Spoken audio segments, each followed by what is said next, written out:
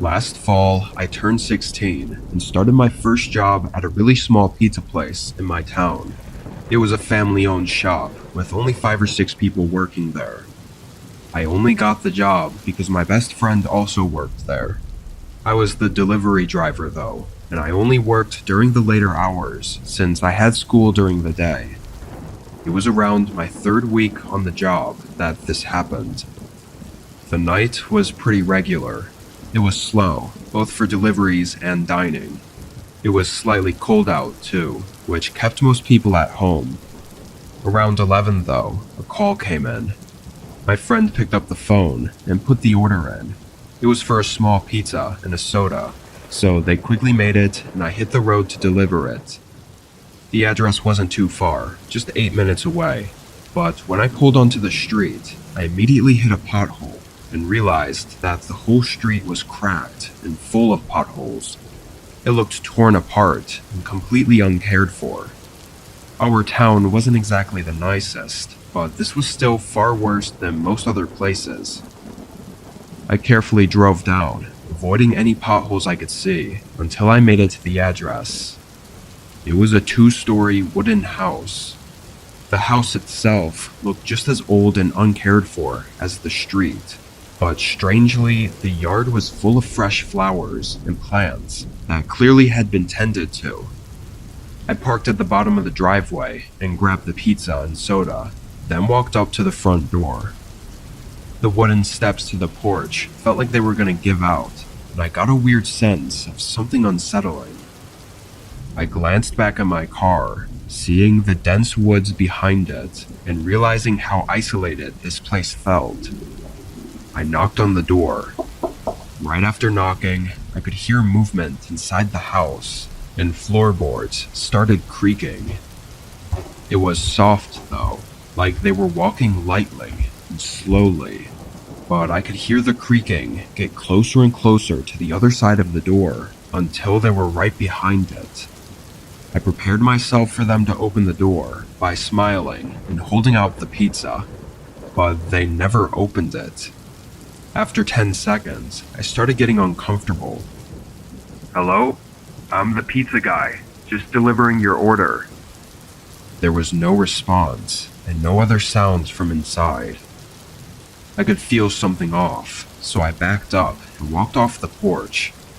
I was still a little hesitant about fully leaving without them paying though.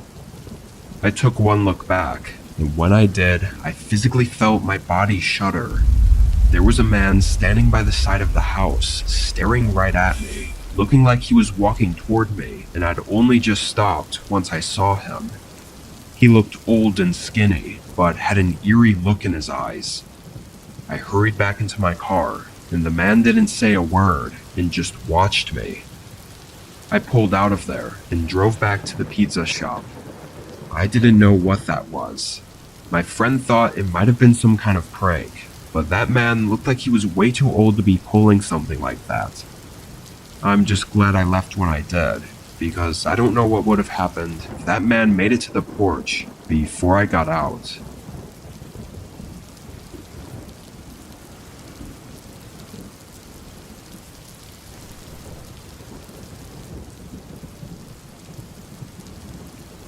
This was only a month ago. It was late September, and where I'm at, we were having a lot of rain. Pretty much every day, it was pouring down. I work as an outdoor security guard for a warehouse on the outskirts of the city, so rain doesn't exactly make my job any more enjoyable. Luckily, the company I work for lets me stay inside on rainy nights, but it always made the shift go by a lot slower. Instead of getting to roam around outside the building, I just had to stand by the glass entrance doors and watch for anything. Anyway, this night I got in at 9, locking up the place after all the employees left. It was pouring outside, so I stayed in and stood by the door, and honestly just tried to stay awake. There was nothing to see except rain and the occasional thunder and lightning. A few hours went by. During that time, I just leaned against the wall and made a few trips to the bathroom. But then, as I stood by the entrance doors, fighting to stay awake, there was a deep, creaking thud. It echoed through the whole warehouse. It sounded like bending metal, or maybe a heavy metal door scraping open. It was enough to make the hair stand up on the back of my neck. I was sure it was nothing, and just a creepy sound because of the circumstances, but it was kind of my job to check on these things, so I walked down the hallway and looked through each of the corridors. I'd never actually explored much of the warehouse, since I was usually outside. All I knew of was the one main hallway that had 5 or 6 corridors branching from it, leading to large open warehouse areas. I looked down each of these until I got to the last one. At the end, the door was cracked open. I felt a chill run through me, although I still didn't know if it was already opened or not. I walked over and opened it further. The whole room was dark. "Hello?" My voice echoed through the otherwise silent warehouse. After a few seconds, I started to step back and close the door until I heard something in front of me. It was a voice. It sounded like a man, either mumbling or softly laughing somewhere in the darkness near the tall shelving units. "Is someone there? What the hell are you doing here?" I called out. "Come here." He said something softly. "What?" "Come here," he said a little louder. Still, I couldn't see anything at all. After a couple more seconds, I said "F this" and closed the door. I used my radio to contact the police and left the building through the front. 5 minutes later, they showed up and walked through the building. They came out alone. Security tapes were reviewed, showing what looked like a 50-year-old man with a dark jacket slipping in through a gap in one of the back garages. From there, he made his way into the warehouse room, where I heard him in. And disturbingly, on the footage, it looked like he was holding some kind of knife. He made his exit soon after I left. We don't know why he broke in, or what exactly he was trying to do by telling me to come into the warehouse. It might sound weak of me, but I quit after that and took up a day job instead.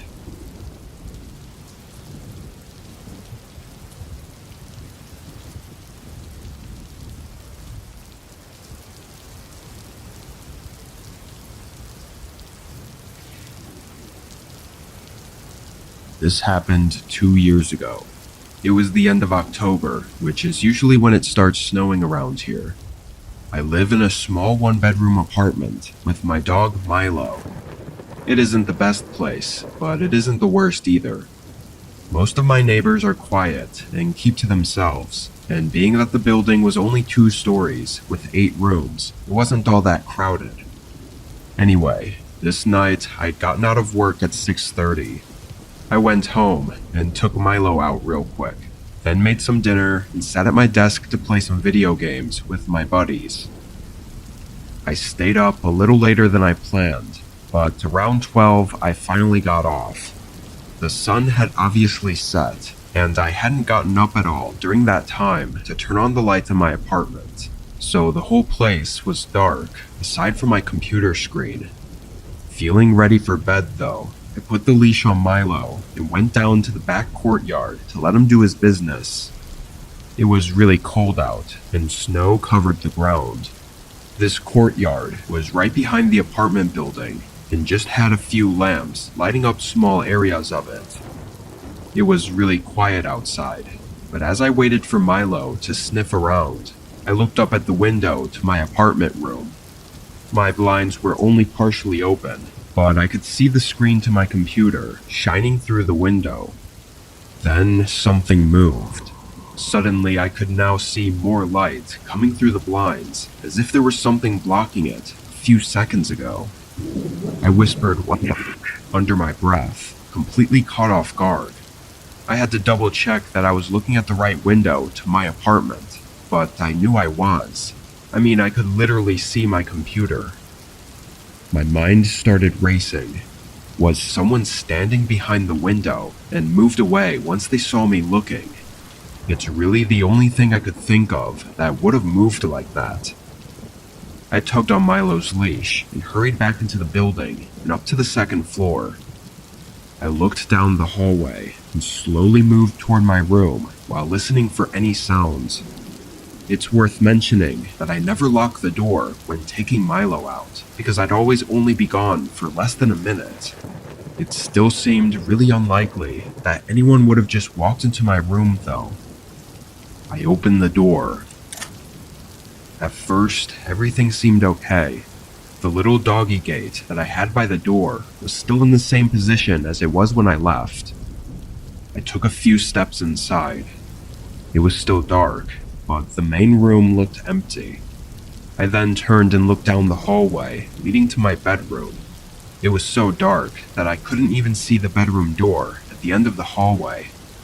Honestly though, I was starting to second guess myself at this point. Maybe I was just tired and overreacting, like it could have been that the AC turned on and moved the blinds a bit. I was about to walk down the hall to my room and just double check it was clear when I realized Milo was staying beside the entrance door. I looked back at him and he was staring down the hallway and began to growl. It was a low, quiet growl that I've never heard him do before. I said his name, but he didn't even look at me. His attention was fixed on the hallway. I followed his eyes back down the hall, and only then did I start to see something at the end. In the pitch black, there was the slightest outline of someone standing there. The only thing I could clearly make out were their open eyes staring right into mine. My body jerked back, and I instantly fled out the door. I ran to the front of the building and stood outside with Milo as I called the cops and waited for them. My heart didn't slow down until the police arrived. They went in and came out holding a guy in cuffs. The creep didn't even run away. Apparently he had moved into hiding into my bedroom when they found him though. He was middle-aged and looked sickly. He refused to speak on why he was there. I think what still gets me about the situation, though, is thinking about when he entered my apartment. I took Milo out once when I got home and once before bed, and those were the only 2 times that I had the door left unlocked. I only saw him in the window before bed, but there's no saying if that was the time that he initially snuck in. He could have been inside my apartment for upwards of 6 hours, hiding in my bedroom. Whatever the case, I was lucky to have Milo watching out for me that night, because it could have ended a lot worse if I didn't.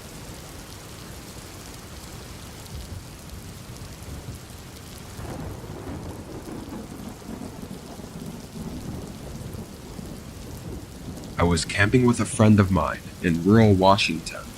I'll call him Chase. We were way out at a camping spot that we found on an app. It was the middle of fall, so it was pretty cold, but there's just no other time of the year that the forest looked this good. The spot was empty too. It was just Chase and I, which made for a relaxing time for us to catch up with each other. The first night we spent there went well. It got a little chilly while sleeping, but it was manageable. In the morning, we hiked up to a small nearby peak that had an overlook. The hike took us around 3 hours, so we got back to our campsites at about noon. When we did, there was someone else there. He was standing near Chase's tent and kind of just looking at it. Chase called out and said hello as we walked up. The guy turned and looked at us, clearly a bit startled for some reason, and instead of saying something, he just hurried away.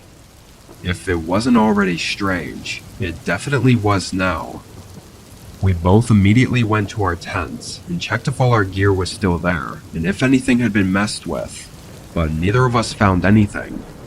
Maybe we got there before he was able to take anything, but still, it was really odd. We couldn't see any other reason for him to be here if he wasn't camping. We weren't really nervous though. Both of us assumed that there was no chance the guy would come back. I mean, he looked terrified when he saw us. However, we still played it safe and didn't want to leave our tents again, so we stayed in the area for the rest of the day. We had a few beers and just talked. When the sun went down, we built up a campfire and made some s'mores.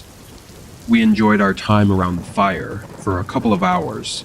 In the middle of one of our talks, though, Chase had to take a leak, so he got up and went a little ways into the woods.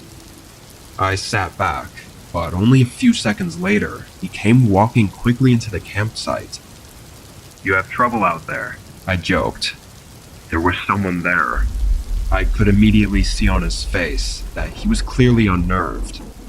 Quickly dropping my joking attitude, I stood up and asked exactly what he saw, but Chase said he couldn't really see anything other than the outline of the man. He said he wasn't very far though, and was definitely looking at him. This really freaked us out. They could have been watching us this whole time, and probably still were right now. Both of us went to our backpacks and got flashlights, but now he was gone. We went back to the campfire, but stayed on watch, checking the woods around us with our flashlights. Chase seemed to be sure that it was the same person we saw at our camp earlier, so why the hell did he come back? Both of us were pretty on edge. We discussed if maybe we should leave. Even though it was dark out, maybe it was safer just to get out of there. Chase brought up the fact that if the man wanted to rob us, he would have done it earlier when we were gone, and he definitely would not have come back. So he thinks the man was up to something worse. We stashed everything in our backpacks, then stomped out the fire and started back down the trail. For the first few minutes, we tried to hurry to gain some distance in case he was following us. On the whole walk back, we never caught sight of him. We thought we were in the clear, but when we made it up to the trailhead and to my car, all the tires had been slashed. My heart sank, as this basically confirmed that the man was probably planning to never let us leave. We were only just able to process the situation before we heard leaves crunching on the trail behind us. We jumped in my car and drove away without hesitation. I was able to get us out of the woods and onto the main road, destroying my wheels in the process. From there, we called a tow truck and the police. They tried to search for fingerprints on the car to identify the man with, but he didn't even try to break inside it or even open the doors. He just slashed the tires. His intentions are still unknown, but I'm sure we can all assume the few disturbing likely outcomes that he had planned for that night.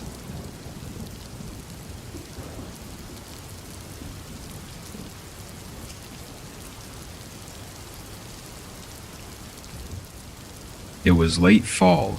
I always look forward to this time of year because of the nice weather. Halloween was also one of my favorite holidays, given all the horror movies to watch and fun decorations to put up. This was the day after Halloween, though. I had the day off of work, but I was pretty exhausted from a party I went to last night, so today I just wanted to relax and get a few things done around the house. My plan didn't exactly go as planned, though. I laid down for a nap around 2 o'clock and never set an alarm. It wasn't until there was a ring at my doorbell that I woke up. I groggily opened my eyes and looked at my phone. It was 9 p.m. I immediately sat up, frustrated at myself for wasting the whole day napping, but I was quickly interrupted by the doorbell again. I got out of bed and put a sweatshirt on, then walked downstairs and up to the door. Looking out the peephole, I didn't see anything, so I opened the door.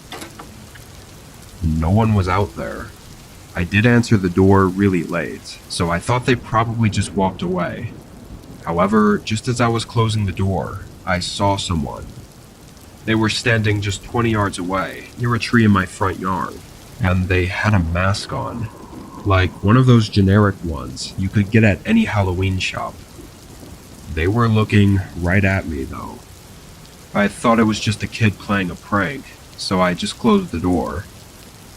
I went to the bathroom and splashed some water on my face to wake myself up. then headed to the kitchen to do some dishes and clean up.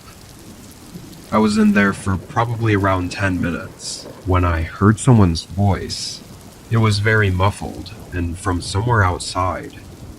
I turned around and looked at the back door, and just barely, I could see someone walking in my backyard. It looked like they were just passing through, until they started coming back around toward my house. They were walking just outside the reach of my back porch light, kind of like they were trying not to be seen. From what I could see though, it looked like they were alone, so I wasn't sure why I'd heard someone talking. Once they got closer, I heard their footsteps walk along the side of my house. I tried to follow the sound, but suddenly lost them. It was quiet, no voices or footsteps. As I stood there and listened intently, I began turning my head in different directions, just trying to catch any sound I could. But when I looked back toward the back door, someone was staring right at me. My whole body froze. They were wearing that same Halloween mask, but it was someone else. This person was noticeably bigger and taller than the other one. "What the hell are you guys doing?" I yelled, hoping that if it was kids, then maybe they'd be intimidated easily. But it definitely didn't work. They moved away from the door and around the opposite side of the house. Just as I was going to follow them, I heard a crack behind me, followed by footsteps sprinting away. Right where I heard the sound from, there was a window, and when I lifted the blinds, I could clearly see the outer part of the wooden windowsill had been split off. They were clearly trying to break it open quietly, while I was distracted by the other person at the back door. Once they blew their cover, they ran. And after quickly figuring all of this out, I ran upstairs and called 911. I wasn't sure if they'd fully given up yet, but knowing they were trying to break in, with me inside, I wasn't taking any chances on what they may or may not do. They didn't seem to try anything else though. Cops showed up and took down my report, but even to this day, there hasn't been anything else on what happened. With Halloween coming up pretty soon this year, I'm definitely a little nervous about a possible second attempt. I'll update if anything happens.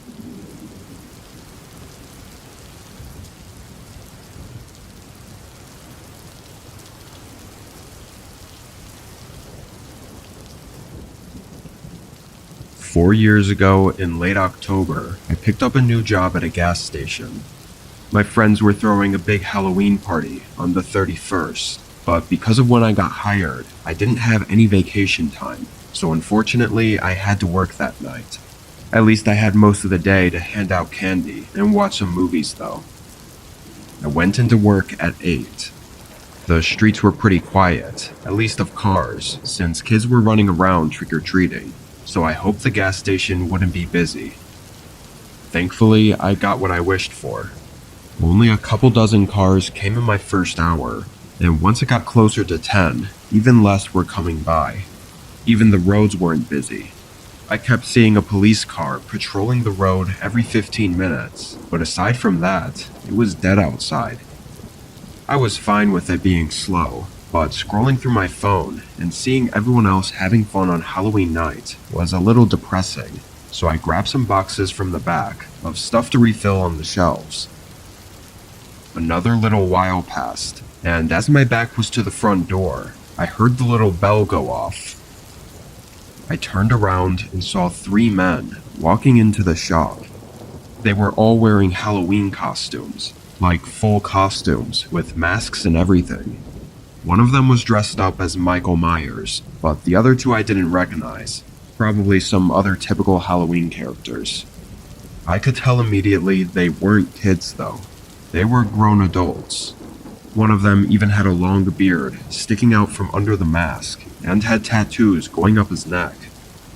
I greeted them, but aside from a quick glance, they didn't acknowledge me.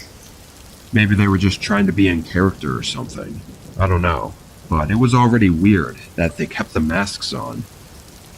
I left the aisle and went around to the checkout counter while I waited for them to grab what they needed. I noticed there weren't any cars outside though, which explained why I didn't hear them pull in. I watched them look around for a minute at the candy aisle. Then they picked up a bag of Dum Dum lollipops and tossed them on the counter. Find everything you needed? They didn't say anything. I rang it up and told them the total. They paid in cash. As I was doing the transaction though, I couldn't help but notice one of them in the back staring at me. Through the mask, I could only see his eyes, but they were locked on me and looked frustrated or angry or something. It made me really uncomfortable. I finished up and told them to have a good night. There was a pause though, before one of the men walked up to the front door and pulled down the bolt lock. My stomach dropped. The one that was staring at me then immediately came around the counter and shoved me onto the ground. I tried to stay calm and told them to take the money and that I wouldn't stop them. However, the other man walked around the counter and right past the register. They weren't here for the money. He forced zip ties around my hands and lifted me onto my feet. I was completely helpless as they dragged me through the store, and after briefly checking outside, they rushed me out the entrance. It was only as they dragged me toward the side of the building that I noticed an old car sitting in the grass outside the parking lot. As we reached the edge of the parking lot though, a sudden glaring light came over top us. It was a police car pulling into the lot.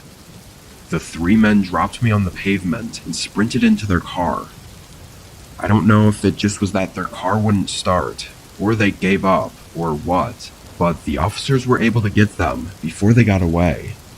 Backup showed up not even 30 seconds later. I guess what happened was earlier in the night, the police got a report of three men in costumes offering kids candy on the sidewalks and trying to lead them away from houses. That's why I kept seeing a patrol car circling the area. What they wanted to do with me, or any of the kids, isn't for sure, as none of the men confessed anything.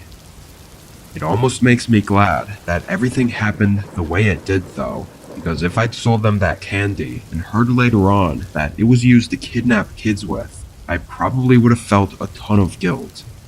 Thankfully, it didn't have to go that way.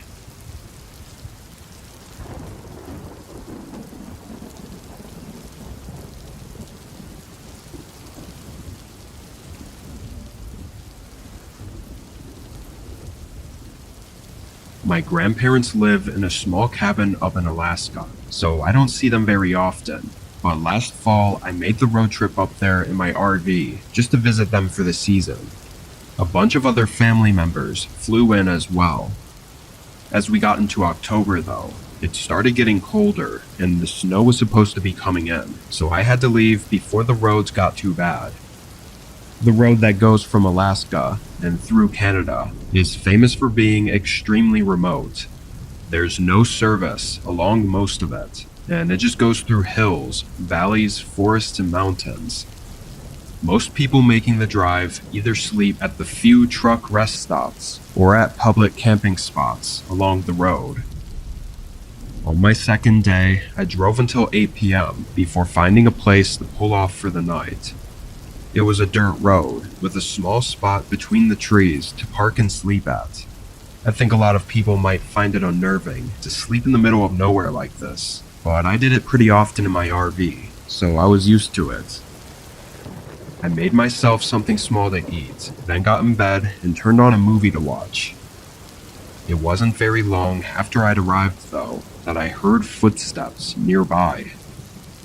I sat up and opened one of the blinds, but I didn't have any exterior lights on, so my view was of nothing but the pitch-black woods. The footsteps sounded like they were from out there, but I couldn't confirm if it was a person or not. From what I saw when I pulled into this campsite, this was the only parking spot, but maybe there were more nearby that I didn't see. If it was a person, they had to have parked somewhere nearby, because there's no way they could have just been wandering around all the way out here. I thought about heading to the front of the RV and turning on the lights, but figured it best to just lay low. Maybe they didn't even see me here and were just walking back to their campsite. Or again, it might have not even been a person at all. After a few minutes, everything seemed good, and I continued watching the movie. I went to bed around 9:30, knowing I had to get up early to start driving again tomorrow. My eyes shot open to 3 loud knocks at the door to the RV.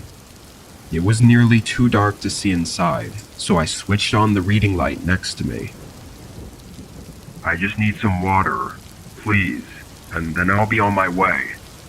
It was a man's voice, deep, like they were older. My eyes looked at the clock. It was 2 a.m. If this guy really was out there, in need of help, he had way more to worry about than just water. It had to be nearly freezing out at this time of night.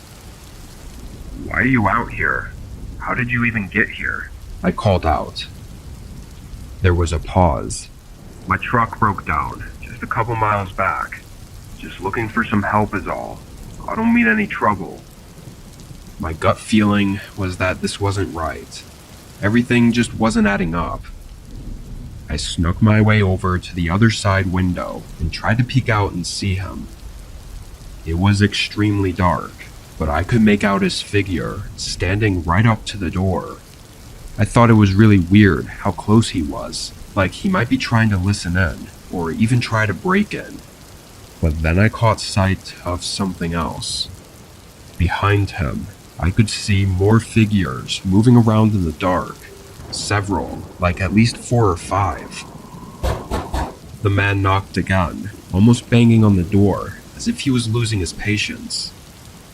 I quietly backed up and grabbed the keys, then took a deep breath before running to the front and quickly turning the RV on. As soon as I did, the headlights lit up multiple men in front of me, all looking mid-30s and 40s with scruffy beards and raggy winter clothes.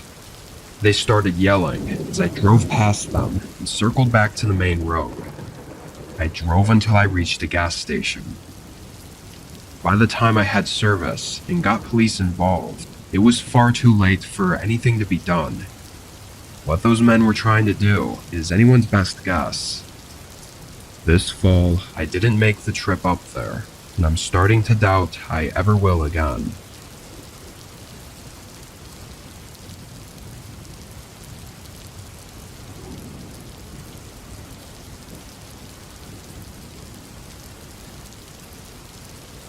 It was mid-November.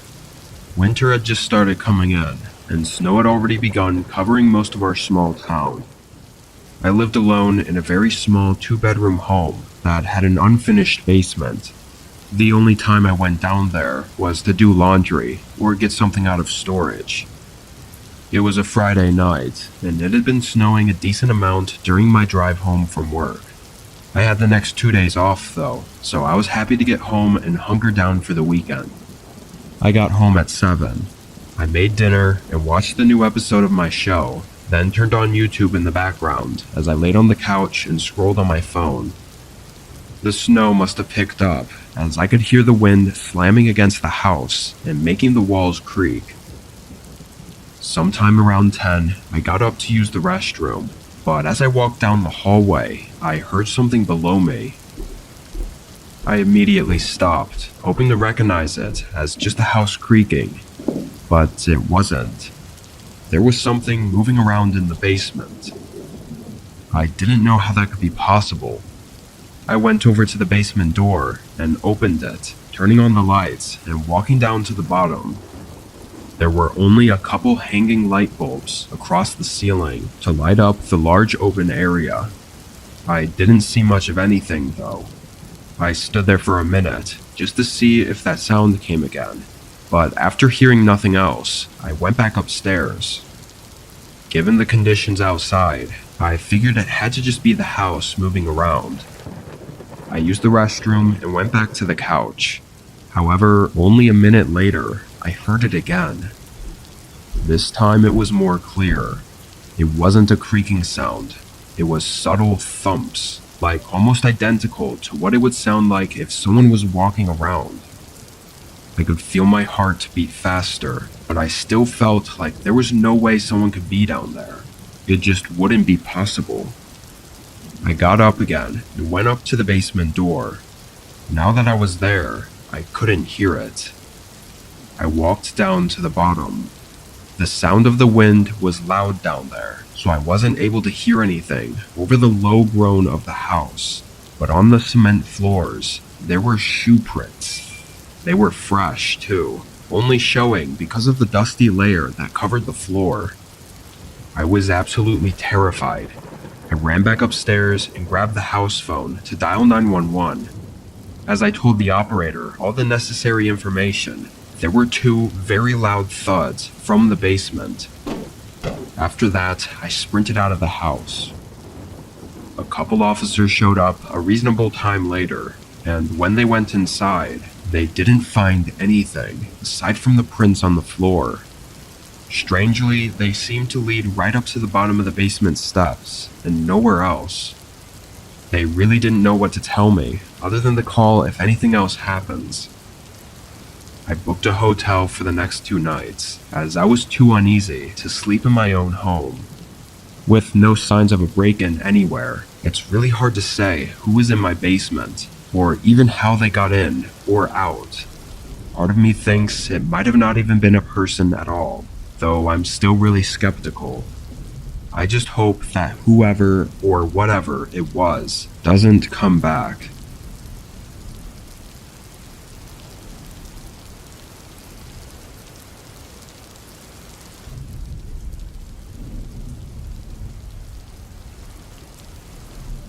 This was way back in 2014. I was in 6th grade and had a small group of friends that I was going trick-or-treating with on Halloween. Now, every time before this, one of our parents always felt the need to tag along, which never let us have the full experience, knowing we were being watched and had to behave. But this year, we were free to do as we please, so we wanted to make the best of it. It was me and my friends Johnny, Colton, and Wes. After school on Halloween Day, we all got into our costumes and met up at Colton's place, then started making our rounds. Honestly, I don't think any of us thought it would take so long to go through Colton's neighborhood. Most of the houses had good stuff though, even full-sized candy bars at some of them. It was about 8 o'clock when we made it to the other neighborhood.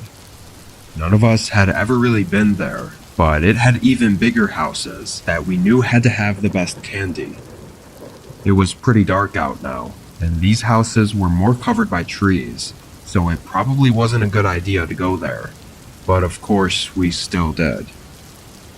We went down the street, stopping at 10 or so houses, when we went up to the last one on the block. This one was noticeably more spread out, further from the other houses, and it looked older, like it was probably there before all the other houses were built around it. Johnny wanted to skip it and turn the corner to the next block, as he thought there was something off about it. But the rest of us didn't listen. We walked up to the porch and rang the doorbell. They had a few carved pumpkins on their doorstep, so we thought they probably had stuff to hand out. But we waited for a good 30 seconds and didn't hear anything inside. So we started to walk off the porch when we suddenly noticed a person by the garage. He was walking toward us. He was an older guy, maybe 50, and he had a big smile.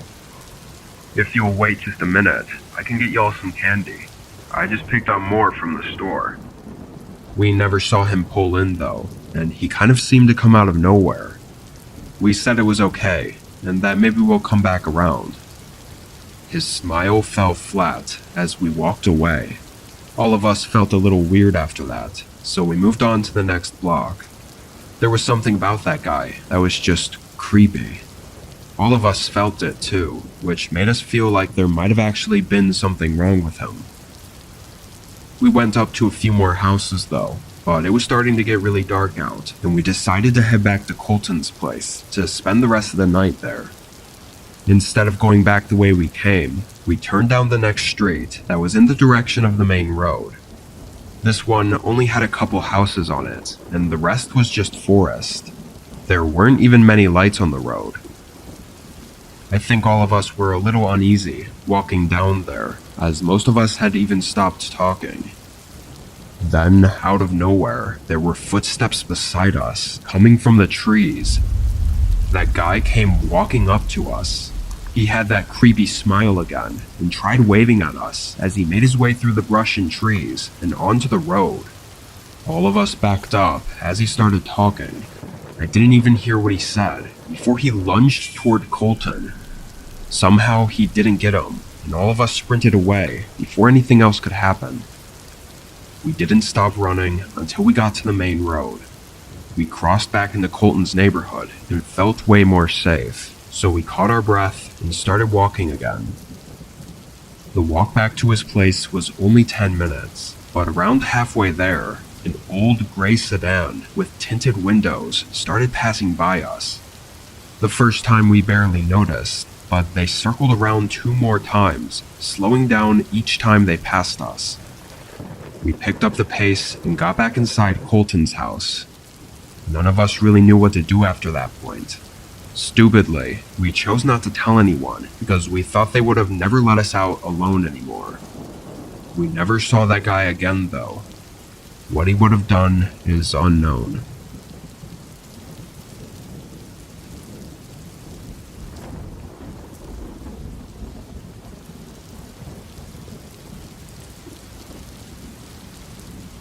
I was staying at a cabin for the weekend. It was in a campground an hour from where I lived. Being that I lived in the heart of the city, I always liked to go stay out in the forest for a few days during fall so I could enjoy the nice weather and colorful trees. This wasn't a fancy campground.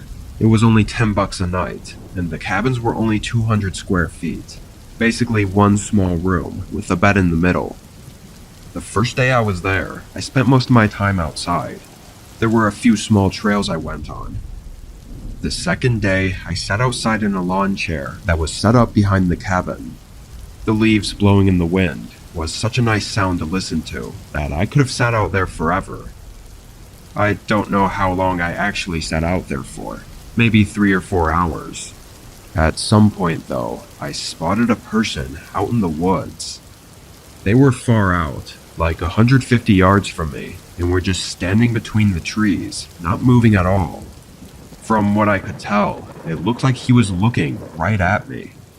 I wasn't sure though, so I just stayed there and waited for a few minutes.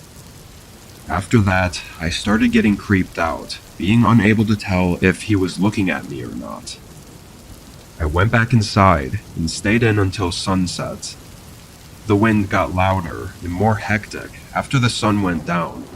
Inside the cabin, it was really loud, especially with the windows not being properly sealed. The wind was making that high-pitched swooshing sound all night. Normally I wouldn't mind, but I think it made me nervous because I knew I wouldn't be able to hear the leaves crunch if someone was approaching my cabin. Seeing that guy earlier just put me in an uneasy mood.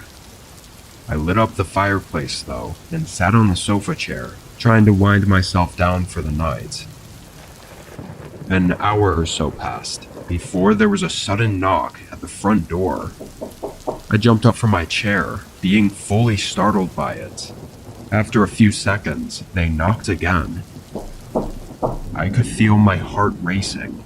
It had to be almost 9 p.m. by now, so someone knocking at my cabin in the woods was extremely unsettling.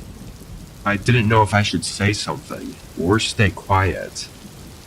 I ended up staying quiet, just out of hesitation, but they continued to knock until the knocks became hits. Over and over, it started sounding like they might actually break down the door. Then it stopped. There was a whole long minute of silence as I stood and waited for whatever the hell was going to happen next. Wondering if they left, I moved up to the door as quietly as I could and looked out the peephole. There was nobody outside. I felt a slight bit of relief. I looked for another 30 seconds, just to be sure. Then I backed up and turned to get my phone, only to see a pair of eyes piercing into mine through one of the old windows. As soon as we made eye contact, his head moved out of sight. Then it was quiet again. The wind blowing around made it 100 times more eerie. I got my phone and called the police. I didn't want to risk running out to my car that was parked across the yard, so I stayed inside and waited for the police to show up. Whoever was outside my cabin must have left, as police made it and found no one. I still don't know what really happened at that cabin, but I've never gone back since.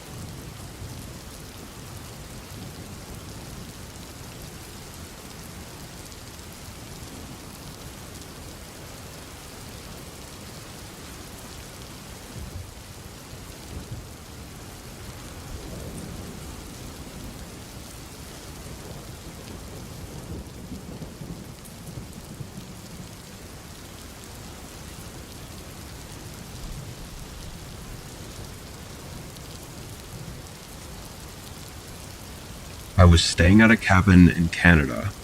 It's a family-owned lodge, nothing too big or fancy, just something my grandparents built and kept up with. So every now and again, someone in the family would enjoy a getaway there. This was just after the new year. I planned to stay 3 nights at the cabin. It was out in the middle of nowhere on some off-the-grid property that I had to get to by snowmobile, which was normal around this time of year. When I got there, I fired up the wood heater and set up my stuff in the bedroom. Within just 30 minutes, I started to feel the sense of relief that I was hoping for. Time felt to move slower out here, and there was nothing to crowd my mind with. I could just lay back and enjoy the peace and quiet. The rest of that day and night was nice. I got up in the morning at sunrise, making breakfast on top of the wood stove, and I bundled up to head outside and grab more wood. When I opened the front door, I was taken aback. There were footprints in the snow, coming right up to the cabin. I immediately stepped outside and looked around. Then I followed them for a while. They led into the woods, with no signs of going toward the road, which was several miles away. How could they be way out here and not have taken a snowmobile? And why were they out here to begin with? I was really confused, especially with them having to have come up to the cabin during the middle of the night. Otherwise, I would have heard them in the morning. I got wood from the shed and brought it inside. I debated leaving, but I figured if they came by and didn't do anything, then it must have been an accident. Not to mention how much of a hassle it was to get to and from the cabin. It just would have made this trip a huge waste to leave now. I sat by the fire and just kept a lookout for the next couple hours. I didn't see anything. As the sun got higher and the temperature got warmer, I threw my jacket back on and wanted to go for a walk in the woods to pass the time. I decided I might as well take the opportunity to see if the footprints led anywhere. Maybe I'd find another cabin or something, which would put my mind at ease. I followed them into the woods. I walked for probably 20 minutes, not passing any signs of anything. It was just one continuous trail of prints in the snow going through the woods, until I suddenly heard something ahead of me. I whipped my head up and looked ahead. It was suddenly quiet, and everything was still, just endless trees and snow. I knew what I heard was the crunch of a footstep. There was no mistaking it. I felt goosebumps all over my body, as I knew someone was out there in front of me, having to be hiding behind one of the trees. They probably just noticed me and quickly hid, maybe 10 or 15 feet from where I was. "Hello? Is someone out there?" There was no response, not even the slightest sound. As the tension grew, I felt like I had to do something. I decided to turn around and run back to the cabin. I packed everything as quickly as I could, locked up the cabin, and took the snowmobile back to the road. I don't know what happened at that cabin, or what was going to happen, but I have no doubt that that person in the woods was the same person who came by in the middle of the night. Them being on the way back to my cabin only shows that it was no accident. I haven't been back to the cabin after that.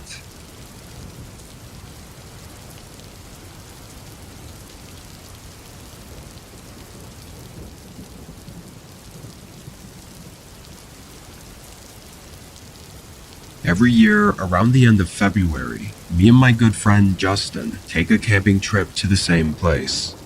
We both did a lot of backpacking and camping, but there was always something different and nice about camping in a snowy forest. With the right gear, it wasn't all that unsafe either. This year, we got there and set up our tents, built up a campfire, and enjoyed a couple drinks around the flames. It wasn't really that long after we got there that we suddenly heard something horrifying. It was this dark scream in the distance, echoing across the landscape. It only lasted a few seconds, then it went quiet again. Both of us jumped up from our chairs though, startled by it. It sounded too far for us to even have a chance at seeing who it was, but we looked in that direction anyway. Justin seemed to think that it had to be an animal just making an eerily human sound, because there was no way someone else was out here. I was pretty sure it had to be a person, but either way, we didn't really know what to do about it, other than wait and see if we heard it again. A while passed, and nothing else came. The sun started to set, and the temperature started dropping. We grabbed some more wood to put into the fire, and made food. But then, again, out of nowhere, that scream sounded. It was closer, like maybe only 200 feet away from where our camp was. Justin and I looked at each other, both thinking that we should probably check it out before the sun was fully set. I grabbed my knife just in case, and we both bundled up and headed into the woods. We tried to walk cautiously, unsure what exactly we were walking up on.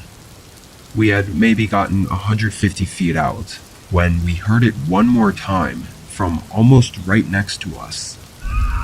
I stopped and stared in that direction, but there was nothing there.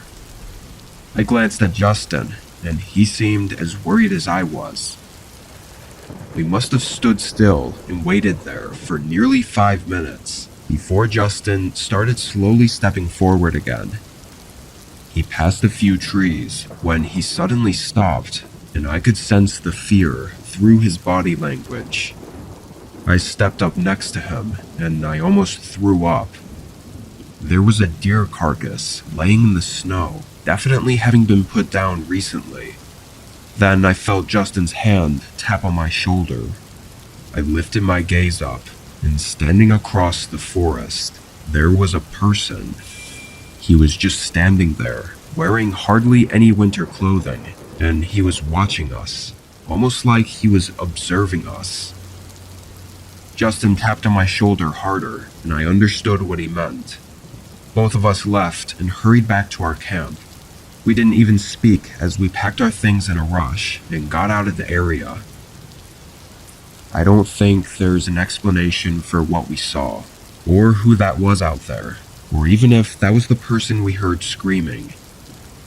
After that, we stopped going to our camping spot and settled on a different area, hoping to never come across something like that again.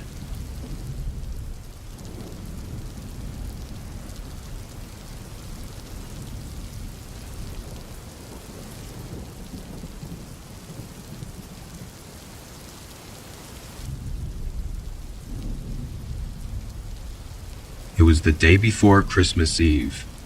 I had hopped in my car to do a few DoorDash deliveries, hoping the holiday season would bring in some better tips.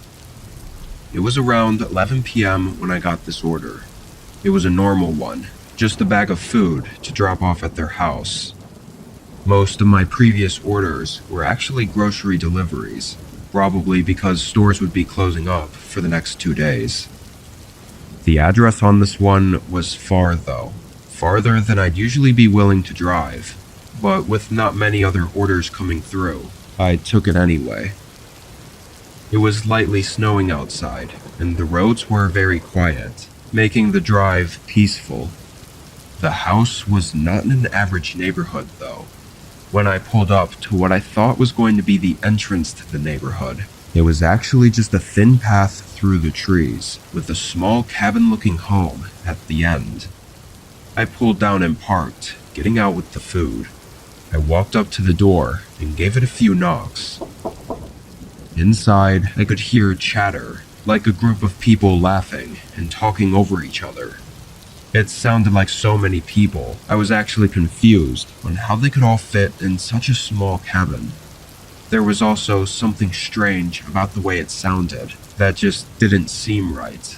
Something was off. Then the door opened.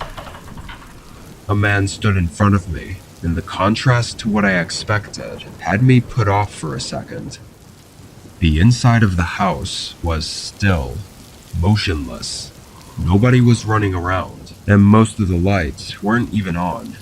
And yet, the sound of a huge holiday party was coming from the small room at the end of the hallway. The man smiled at me. "Why don't you come bring the food inside? They'll be happy to see you." That was an odd thing to say. I began stuttering, trying to say no and make up an excuse, but the man interrupted. "They just want to thank you for working during the holidays. You'll be glad you stopped by." All the while he was saying these strange and honestly creepy things, the chatter in the back of the cabin continued, until it suddenly cut out. Just like that, the cabin was quiet. It was like a recording or tape had stopped playing. The man looked back for a moment, clearly not expecting that to happen, and before he could do anything, I dropped the bag on the porch and ran back to my car. I got in and drove away. I stopped doing deliveries for the night and just stayed home for the rest of the holidays. I know nothing actually happened at that cabin, but it's how disturbingly strange everything was, and the thought of what could have happened that still freaks me out.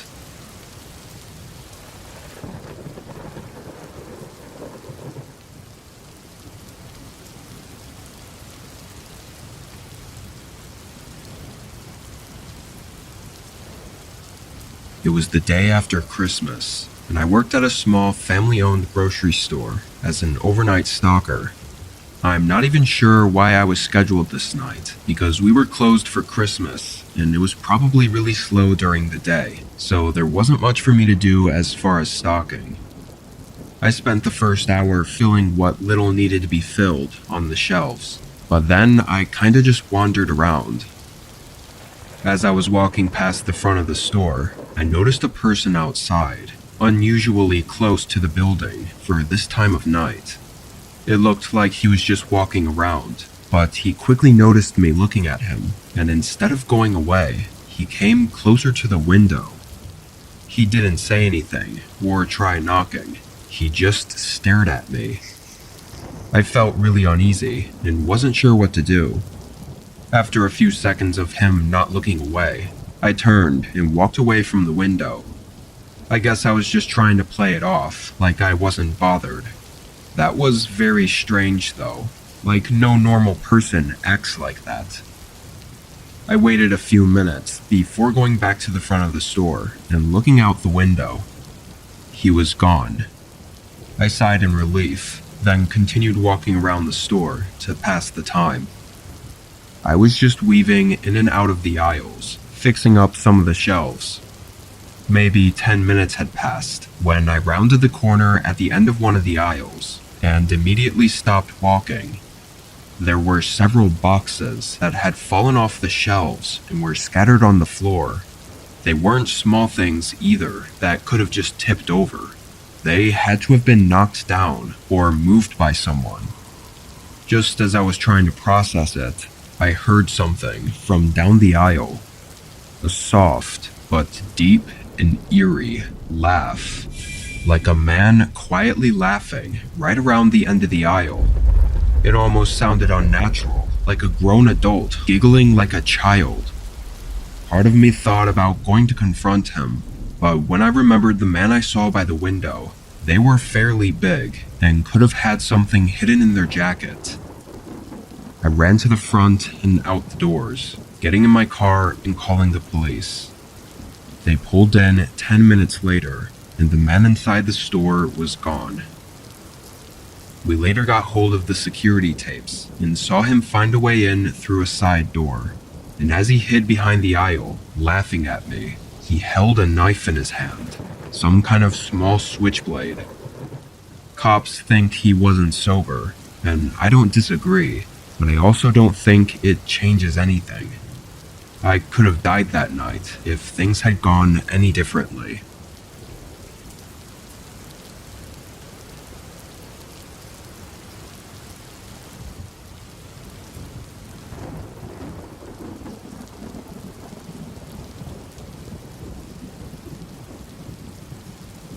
It was New Year's Eve. I was never a big party person, but on big nights like these, I almost always got peer pressured into going out. This year, my friend was hosting a party at his place. He was kind of known as the rich friend, because he had a big house with land and everything. My buddy Trav picked me up around 9, and we drove to the party. There were maybe 20 or 30 people there. Nothing too crazy, but enough to get me drinking more than I should have. We played some drinking games and watched the ball drop, and overall, it was a good time. Around 3 a.m. though, I was ready to leave, but I found Trav passed out on a bed upstairs. Figuring he, and probably nobody else here, was sober enough to drive, I went outside and ordered an Uber. It said they were 10 minutes away, so I sat down on the curb at the end of the driveway and waited. His house wasn't really near any big roads. It was kind of away from everything. Nice and quiet, which was good for me to relax after a night like that. I just sat there and curled up under my jacket and waited for the ride for what felt like only 4 or 5 minutes when a car pulled up. "Uber?" the guy called out. I jumped up and got in, kind of startled by how I'd lost track of time like that. I guess I really was wasted. I got settled in the back seat, and he started driving. The man looked like he was 50-ish, with short dark hair and a thick beard. "Big party tonight?" he asked. Oh, yeah, I guess so. I responded, though I wasn't much in the mood for small talk. He glanced at me in the mirror, and something about the look he gave me just made me uncomfortable. I really don't know why. At the time, I thought I was just overthinking it. I put my head back and closed my eyes, trying to rest for the remainder of the ride. But only a minute later, my phone dinged. I opened my eyes, immediately making eye contact with the driver in the mirror. He was already looking at me. I awkwardly glanced away and pulled my phone out. My stomach tightened and my face went pale.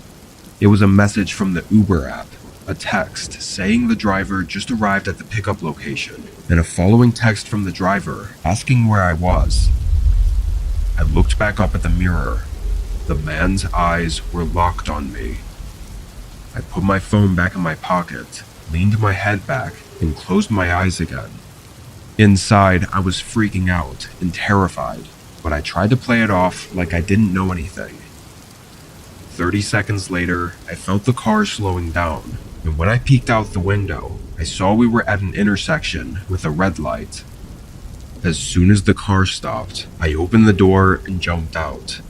Midway through getting out, he started driving, which made me fall on the pavement, but I got up and sprinted away. He drove off after that. I don't know who that man was, but seemingly he was going around on New Year's night and picking up random drunk people waiting for Ubers.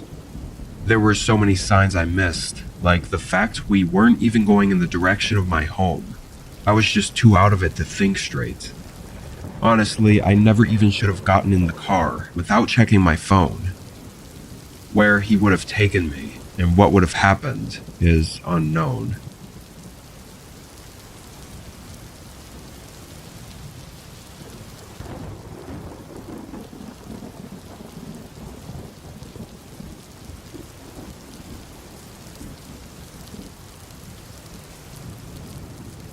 It was the first weekend of February. I was at home, having the days off of work. Everything was pretty regular, but sometime in the middle of the day on Saturday, I thought I heard something from upstairs. It was a thud, just one, and not very alarmingly loud or anything. I'd never heard it before, which was the only reason I went up to see if I could figure out what it was. I didn't find anything, though. I wasn't worried, and hardly thought about it for the rest of the day. Hours later, and as I was winding down for the night, sitting on the couch and barely keeping my eyes open, there was another thud, almost identical to the last. Again, I looked around and saw nothing. I even opened the door to the spare bedroom, which was entirely empty, and looked around, not seeing anything. Maybe it was an animal on the roof, or just the house making strange noises. I went to bed that night, not too long after. The next day, I got up and went downstairs like usual to make coffee and breakfast. As I did, something felt off. Like as I walked around the kitchen and made breakfast, things seemed like they had been moved. The cereal and chips I had in the pantry just didn't look like they were where I'd left them. Obviously, I didn't purposefully try to remember the order they were in or anything, so I couldn't confirm it. I just had that weird feeling like it wasn't right, which I didn't know how it could be possible. I tried to pay more attention to things the rest of that morning, but eventually I forgot about it. I think I was caught up on how impossible it would have been, so I had to be mistaken. The rest of that day, I was downstairs, watching TV and doing some chores. It was just after sunset when I heard that same thud again. I stood up to go check on it, just like every time before, but as I approached the stairs, I heard a click. It was very quiet, but was definitely a click of some kind. I went up to the top of the steps and listened for a second, then looked around my bedroom, finding nothing. Then I went over to the spare bedroom, figuring I might as well check again. I grabbed the handle and turned it, but it stopped halfway. It was locked from the other side. Blood rushed from my face, and my heart stung from the sudden panic. I took a few weak steps away from the door, feeling like my legs were giving out. But I brought myself together when I heard movement behind the door, approaching the other side. I started to run back down the stairs as I heard another click, followed by the door creaking open. I left out the front door and ran to the end of the street, where I called 911. When searching the home, they found no one, but in the spare bedroom closet, there were grocery bags and a blanket. Someone had been trying to live in there, at least for those 2 days, but probably even longer, without me knowing. Likely they were coming out at night while I was sleeping to go downstairs and eat and drink and do whatever. It sends chills through me just thinking about it. Thankfully, they seem to have left for good after that night.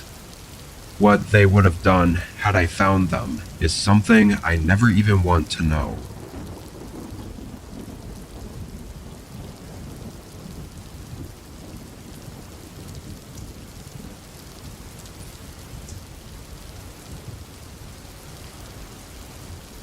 I was staying inside for the night. It was really cold outside, with a heavy snowstorm coming through our town. I had the TV playing my comfort show, and I was half asleep on the couch when I heard footsteps approaching outside my front door. Their boots were loud enough to get my attention and wake me up. I looked at the door, but they didn't knock. They stood there for a few seconds, then their boots took a couple more steps before it suddenly went quiet. It sounded like they stepped off the porch and into the snow, which I could no longer hear. Confused, I got up and looked out the window. The snowstorm was worse than I thought. It was almost completely white outside, making it hard to see more than a few feet past the window. Barely, I could make out shoe prints in the snow coming off the porch. Why did they just step off the porch like that? And what were they even doing outside right now? With the weather, I couldn't really get any more answers. I checked out the side and back windows for any more shoe prints in case they walked around my house, but I didn't see much of anything. I went back to the couch and laid down. I felt it was weird, but I didn't want to overreact about it. An hour or so went by, and there was nothing else. The soft rumble of the snowstorm outside and the low volume of the TV made my eyes heavy, slowly putting me to sleep. When my eyes eventually opened, it was still very dark. The TV was on its timeout screen, showing it was 3 a.m. The snowstorm was still going strong, but strangely, it was much louder. As I continued to wake up, I began realizing it was extremely loud, like the sound was clear and crisp, not muffled by the windows. My eyes darted fully open, and I got up. I turned on the light next to me, seeing water spots all over the room, going right to the front door, which was wide open. Snow was pouring into the house, and boot prints were outlined in the water going through the hallway. I could kind of make out the same boot prints leaving the house, but I wasn't sure. I got my phone and locked myself in the bathroom as I called for help. Turned out, whoever broke in had already left. It seemed they came in and looked around for something specific, and after not finding it, they just walked back out into the blizzard. While they were in my home, they either somehow didn't notice me on the couch, or crept past me, quietly looking around my house without waking me. Even the idea of it creeps the hell out of me. I haven't had a good night's sleep after that, constantly waking up in the middle of the night, startled by every little creak.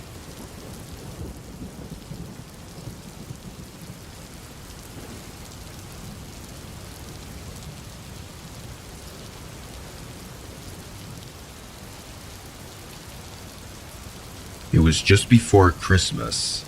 School was out, but my parents still worked during the day. I was an only child, which meant I had the whole house alone, could do whatever I wanted, all day while they were gone. This was just another weekday, I think Tuesday, and my parents left for work at 9. I immediately fired up my PC in my bedroom and started gaming. Strangely, only 15 or 20 minutes after my parents had left, there was a knock at the front door. Being young and not used to answering the door alone, I chose to ignore it. I tried not to make too much noise for the next little bit, because I didn't want them to think anyone was home, hoping they would just leave. I didn't hear any more knocks, so I continued on with my day. I was playing video games for way too long, honestly, like 3 or 4 hours straight, before I even got up from my desk to make some breakfast. I went downstairs and poured a bowl of cereal, then started walking back to bring it upstairs, when I noticed the front door was unlocked. I thought that was weird, because my parents always remembered to lock it, and usually would leave through the garage anyway. I went over and slid the lock down, then went back up to my room. I think it was around 1 or 2 p.m. After finishing eating, I got right back to gaming. I had just reopened my game and loaded into a new match, so like only 3 minutes later, when I felt something shake my desk. I didn't hear anything, but I had my headset on, so it was unlikely I would have, unless it was really loud. It felt like a vibration though, which I'd usually only feel from my parents closing a door or something. I took my headset off and looked at the bedroom door, listening for what could have caused it. It was quiet.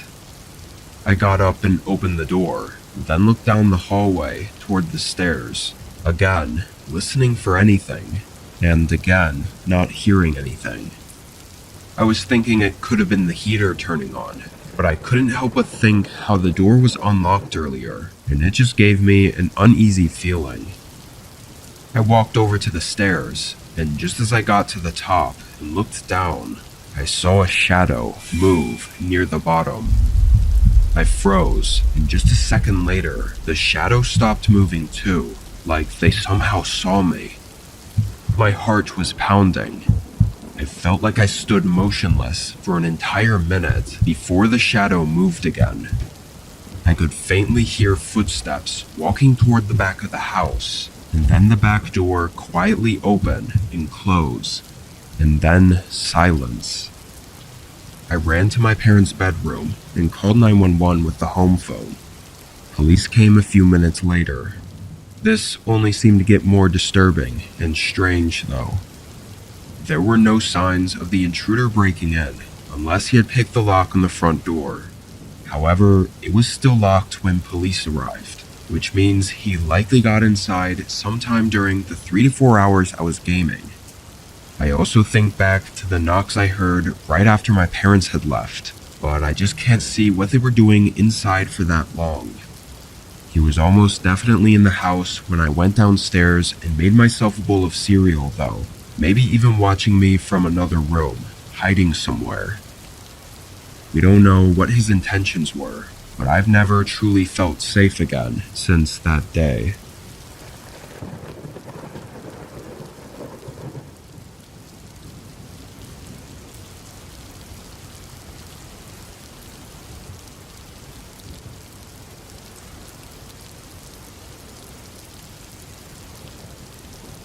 I worked at a gas station for 2 years, starting in 2015.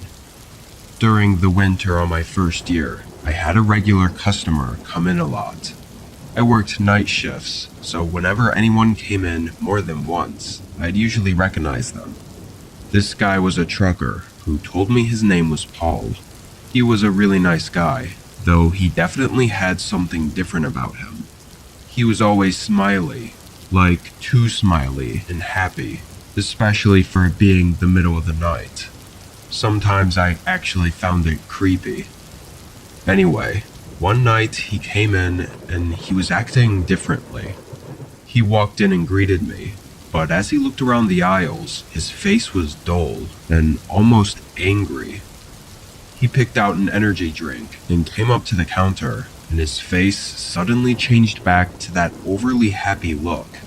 I could see dread in his eyes though, making his smile seem even more fake and almost disturbing in a way. He paid and walked out to his truck, then drove off. I'd almost forgotten about it until the next day when I saw his truck pull in again. It was pretty cold and snowy outside. When Paul came in, he had that same look as yesterday, except he didn't smile at all. He grabbed the first drink on the shelf and came up to the counter.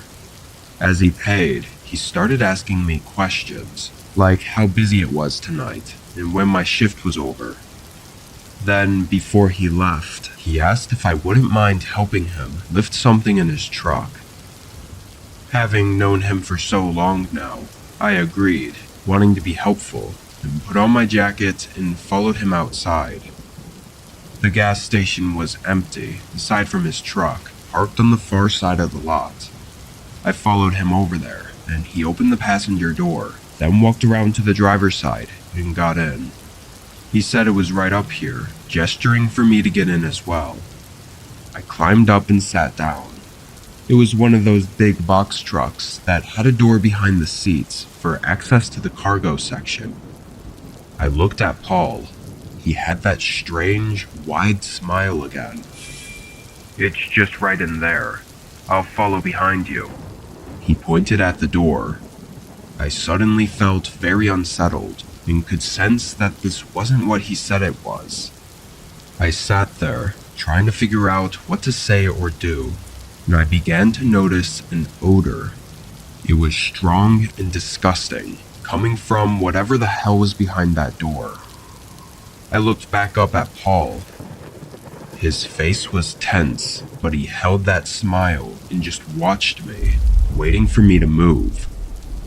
I jumped back out of the truck, slamming the door behind me and hurrying back into the station. He didn't follow.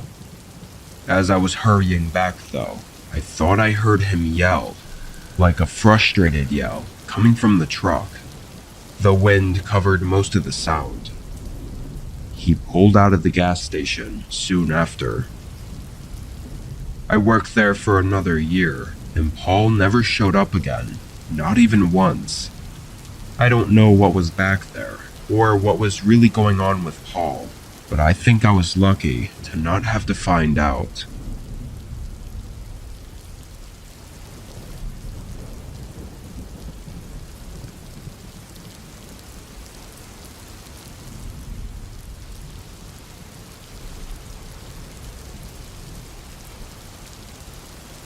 I was taking a road trip across the country to my family's house for Christmas. I know driving that long of distance during winter is probably not a great idea, but I couldn't find anyone to watch my dog Frankie, so I had to bring him with me. He's just a little wiener dog, and I thought he'd be terrified of flying, so I decided to drive. The first half of the trip down there went well without any issues. Great weather, easy driving, and no problems. On the morning of the second part of the drive, though, I woke up to heavy downfall of snow. I packed up quickly and tried to outrun the weather, but it seemed to only get worse. Halfway there, I realized it was taking too long, and I wouldn't make it there by the end of the night, so I ended up choosing to find a motel to stay at instead. The road I was on was pretty empty. There wasn't much of anything, aside from the occasional gas station, every 50 or so miles. So when I finally saw a sign for a motel, I immediately pulled off and into the parking lot. It was a very old-looking building, and most of the lights were off, but there was another car parked here, so I figured it had to be a worker. I left the car on for Frankie as I got out and walked through the blizzard and up to the main entrance. The door wouldn't open. I wiped the fog off the outside of the window and put my face closer, trying to look through and see if anyone was inside, but it looked dark and deserted. I wasn't sure what to think, but I didn't have much time before I heard Frankie barking. I looked back, seeing two men walking past my car and up to me. The way they walked, it was clear something was wrong. I tried to start walking back to my car and ignore them, but they cut me off. Hey, was the place open? No. I think it's closed tonight. Sorry. I said, trying to walk around them. Do you think you could help us? We're having some car troubles. Maybe you could spare some gas. It was like they were fighting for any reason to keep talking to me. I said no, then backed up and made a wide walk around them. And even then, they still tried to get in front of me. I hurried back into my car as their footsteps crunched quickly behind me. By the time I got in and locked the doors, they were already at my window. Frankie was whining, and I couldn't blame him. This was really uncomfortable and kind of scary since we were so far out on a deserted road.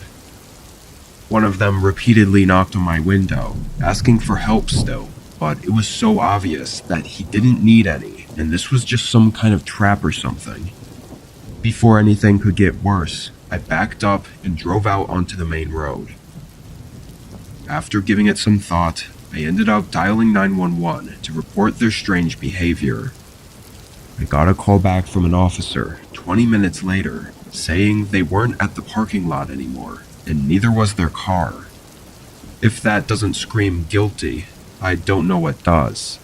Their car clearly worked enough for them to leave, and they apparently left right after I did. More so than my slight interaction with the men, it's the thought of what they were potentially trying to do that horrifies me. If anything had happened out there, I probably never would have been found.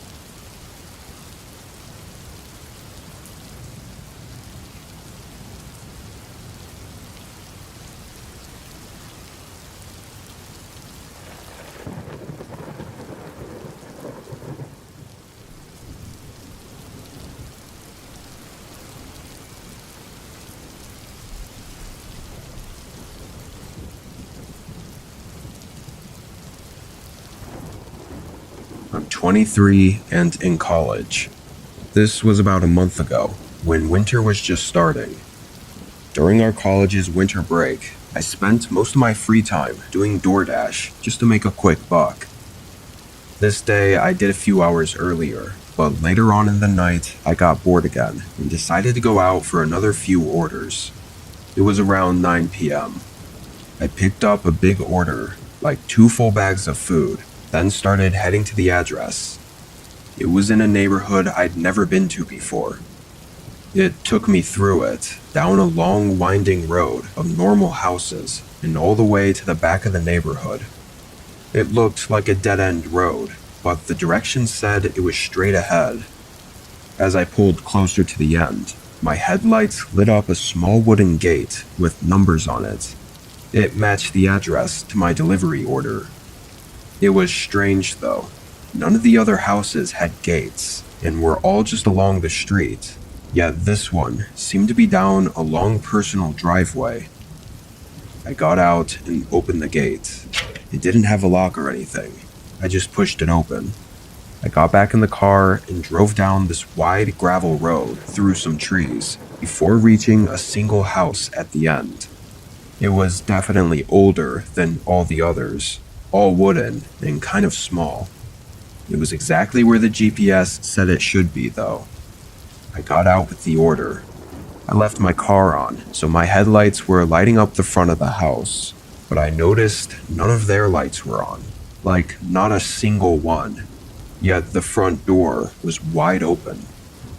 When I got up to the porch, I could hear just how quiet it was inside. Such a big order, and yet it was like nobody was home. Wasn't my concern though.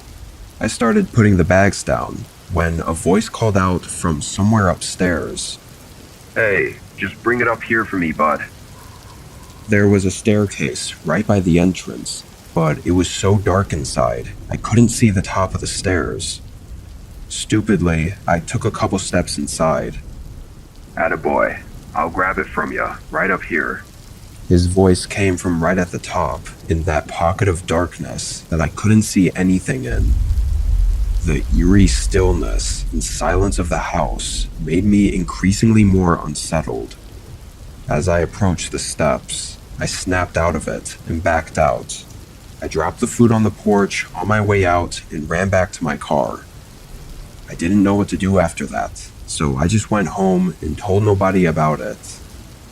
A few days later, though, I looked up the address, and sure enough, it wasn't supposed to be occupied. It was an abandoned house owned by the state. What was waiting for me at the top of those stairs is something I'm glad to never know.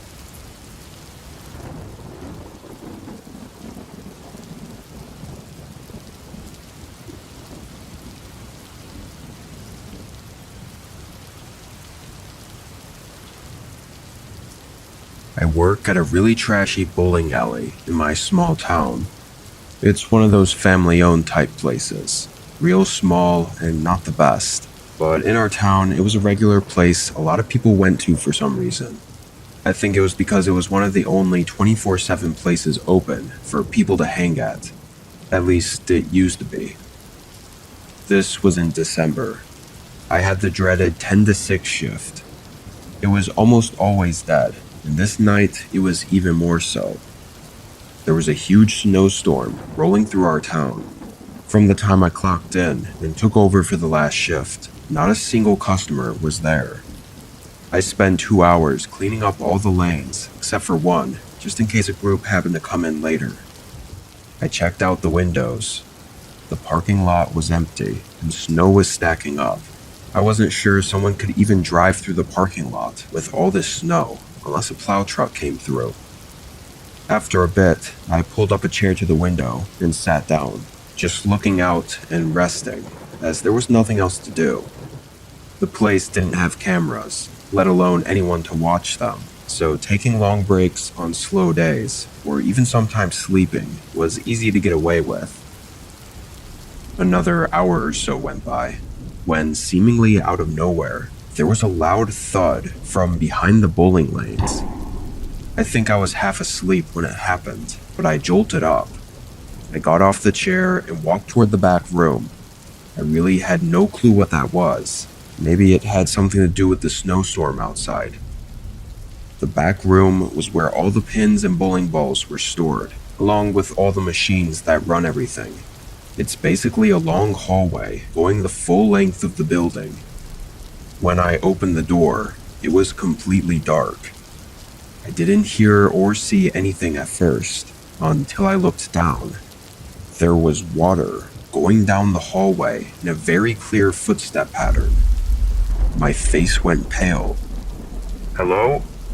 Who's in here? I started walking down, calling out a couple more times before I came across something taped to the wall. It was an envelope. In it were pictures, like Polaroids, of me working alone that night.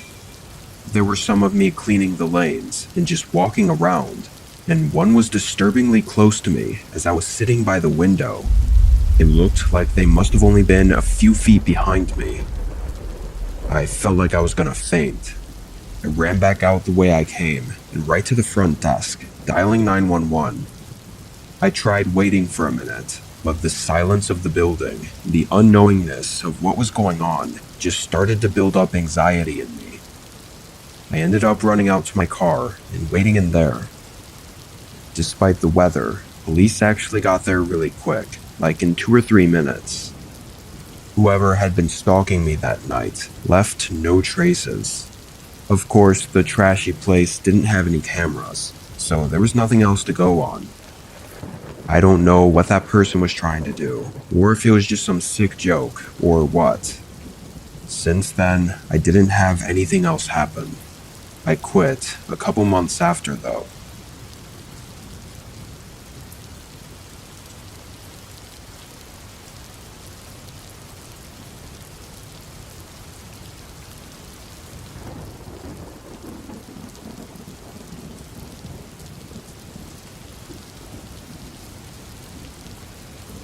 This was at the beginning of March last year.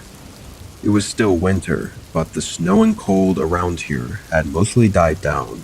The ground was still frosted in the mornings most days, but it was just warming up enough for me to start getting back into my outdoor hobbies. Hiking, camping, biking, all that sort of stuff that I had to put on hold for the last 3 months. This day, I drove out to a place I'd been to just last fall. I liked it because it was far out and unpopular, just a nice place to relax and enjoy the scenery alone. I parked on the side of the road and hiked down about 45 minutes to the campsite. It wasn't more than a small dirt circle with a bit of an overlook of the forest. I set my things up. The sun was coming down already. I always liked getting to the campsite late and just eating and going to sleep right away. I went out to grab some sticks to prep for a small fire, and after that, I walked to the overlook to watch the sunset. I was only sitting there for a little bit, like a minute or so, before I noticed a fire below me. It was down the hill, not too far away, sitting among the trees. I could see it pretty clearly, and what was really strange was that there was nothing else there. No tent, no chairs, and no people around. The campfire was left completely unattended. That was not only really dangerous, but also really odd. It doesn't burn forever, so someone had to have lit it up recently, only to leave it. I thought they'd have to be back at some point, so I sat there and watched it for a while. Probably an hour passed. The sun had fully set, and there were no signs of anyone down there.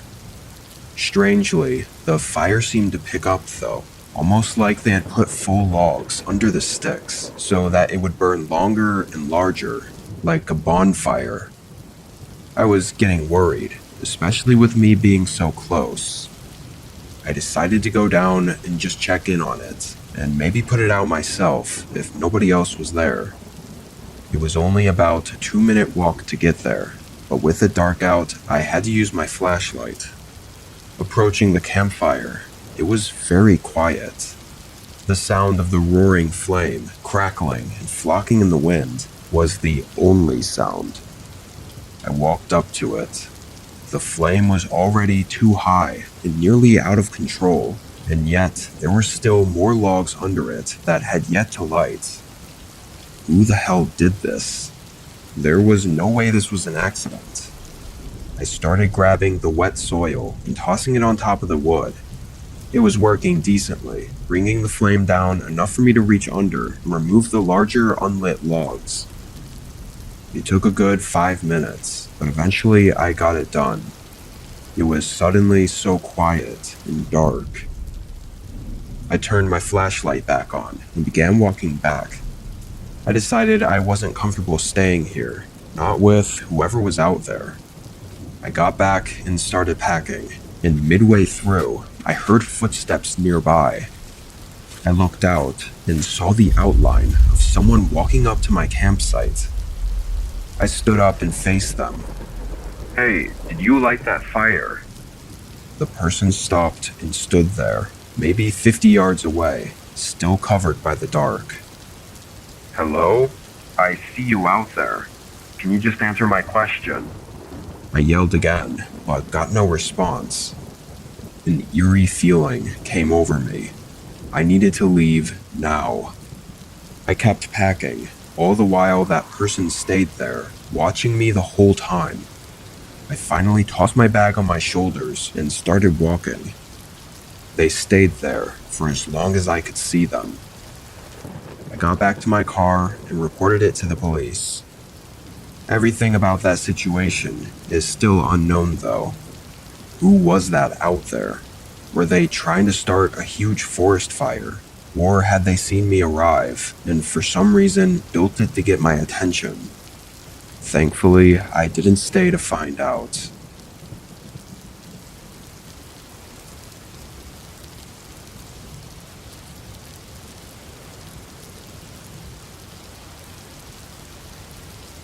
This was a few years ago, during winter.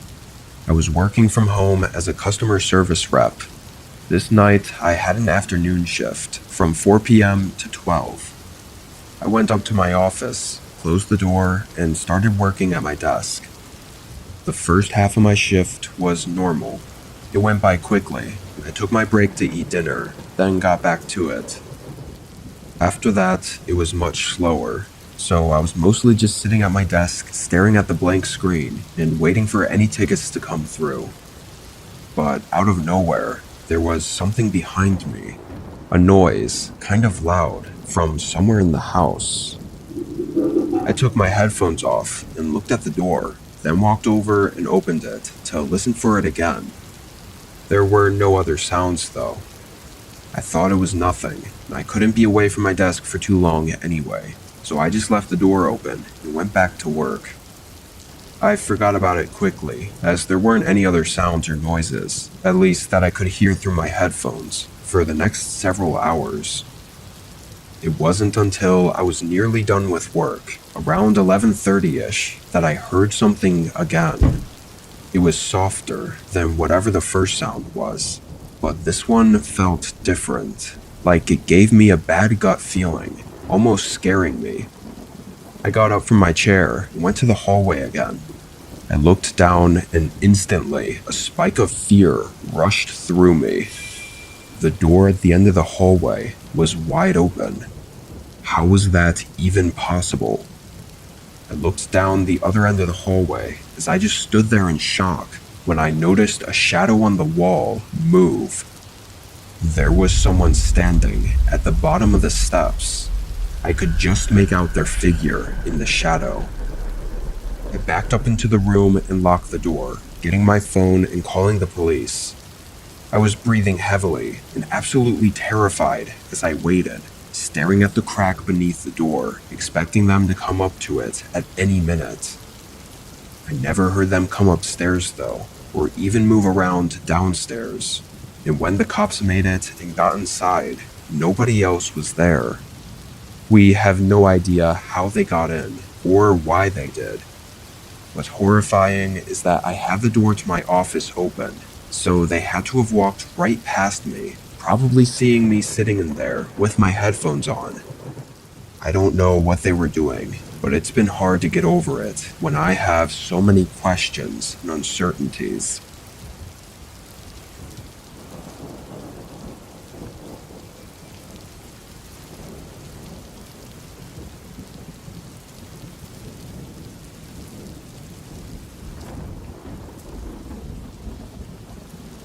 I was staying at a cabin in a pretty rural town, near a skiing resort I like to go to every winter. The resort was really expensive to stay at, so a lot of people use these cabins instead. Anyway, this was just a few days in. I had spent the whole day skiing and got back to the cabin around 7. I cut the day a bit short because the cold really set in after the sun went down. I showered and ate, then sat by the fireplace to wind down for the night, when I heard footsteps coming through the snow. They came up to the door, and as I got up to see who it was, I realized they didn't knock. I stopped walking halfway there and waited. A few more seconds went by, then they finally knocked. I cautiously walked up and opened the door. I think since it wasn't my place, I felt like I had to answer the door for some reason. There was a man, maybe late 30s, with dark hair and a thick beard. He jumped a little when I opened the door, but it was delayed, almost like he was faking it or something. I don't know. Can I help you? He smiled and asked who I was. I asked him the same question, and he said he had booked this cabin for tonight. I told him he had to be mistaken, and I asked if he could show his receipt or something, but he made up an excuse. Well, now it was weird. I didn't know what else to say. I knew I had the cabin for the week, so I just said sorry and started to close the door, but he put his hand on it and stopped me. Could I maybe come inside for a minute while I figure this out, just to escape the cold? He said, his face returning to a smile. Maybe I was being harsh, but something about this guy really put me off. I said sorry again and closed the door. I waited, listening to make sure he left. He didn't move for a while, like 30 seconds. Then he finally walked away. That was really strange, but I figured if something was wrong, I'd probably get a call later. I sat back down. I turned on the TV, just on some random show, and on low volume. I scrolled a bit on my phone and had a couple snacks, just enjoying my time, I guess. About 2 hours went by. I was getting really tired, but as I laid there, that man that came by earlier suddenly popped in my head again. I wasn't sure why, but it got me thinking again, and I ended up going back to the door. I looked out. It was snowy and dark, and it looked even colder, but I spotted something else. Someone standing out in the woods. I couldn't tell if it was the same man or not, but I had no reason to believe it was anyone else. I went back to the couch and called up the property that owned the cabins. They called the police. It actually didn't take long before 2 officers came walking down the path. The man saw them too, but they didn't let him get away. Disturbingly, the guy had a sling bag on him, with several tools commonly used with breaking into homes, as well as a hunting knife. It's pretty obvious what he was going to do, though there's no clear reason as to why. He never booked the place like he said he had. It was definitely just him trying to get in easily. Whatever the case, had I not checked before going to bed, I likely wouldn't even be here right now.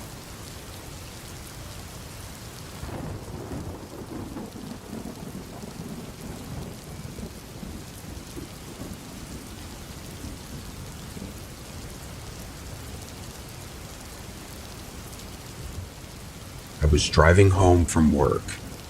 It was snowing out. Nothing crazy, but enough to be driving slower and more carefully. It was also pretty cold out, freezing temperatures for sure. I got out of the office late this night, probably sometime around 1 or 2 a.m. The roads were quiet and deserted. Along my route, I pulled up to an intersection.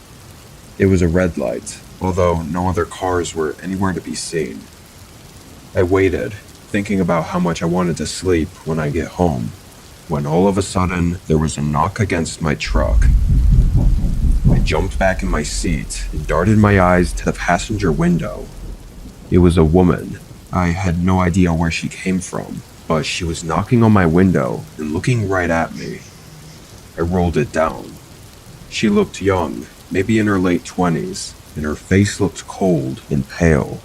She apologized and said she really didn't want to bother anyone, but her car broke down a mile back and she tried to walk home, only to find out how freezing cold it was.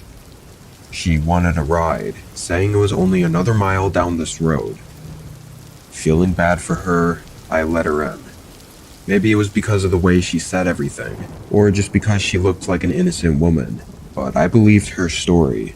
And it was freezing outside, and she did look cold. I started driving, as she repeatedly thanked me. A couple minutes later, she told me to turn down into a neighborhood. Now, I did pass by this place every day on my commute to work, but I'd never actually been through any of these neighborhoods, or knew anything about them. Turning in, though, it was clear this wasn't a nice place. The houses were extremely small, old, and outdated, looking almost like trailer homes lined up next to each other. I only got a bit down the road before my truck started having trouble. The street wasn't plowed yet, and it looked even worse further down. As we got deeper into the back of the neighborhood, I slowed to a stop and asked if this was an okay spot for her to get out. When I looked at her, though, her face was frowned until she noticed me looking. She smiled and politely asked if I could go a little bit further. I hesitated to answer. She asked again, a little less nicely. I explained to her that I didn't want to risk getting my truck stuck down there, but she still insisted, trying to guilt trip me. Finally, I just said no and told her to get out. She looked angry, but opened the door and got out. I thought that was really strange, considering how I went out of my way to help her. But I started to do a 3-point turn, and when my headlights shined into the side facing the houses, I saw something. People standing further back near the tree line, which was also where the woman was toward. They were just a little bit down the road, right where the woman was trying to get me to go. I hurried up and got out of there. I don't know what kind of situation I got myself into that night, but I think it was really close to getting a lot worse. Had I gotten stuck out there, or even just driven a bit further up, who knows what they would have done.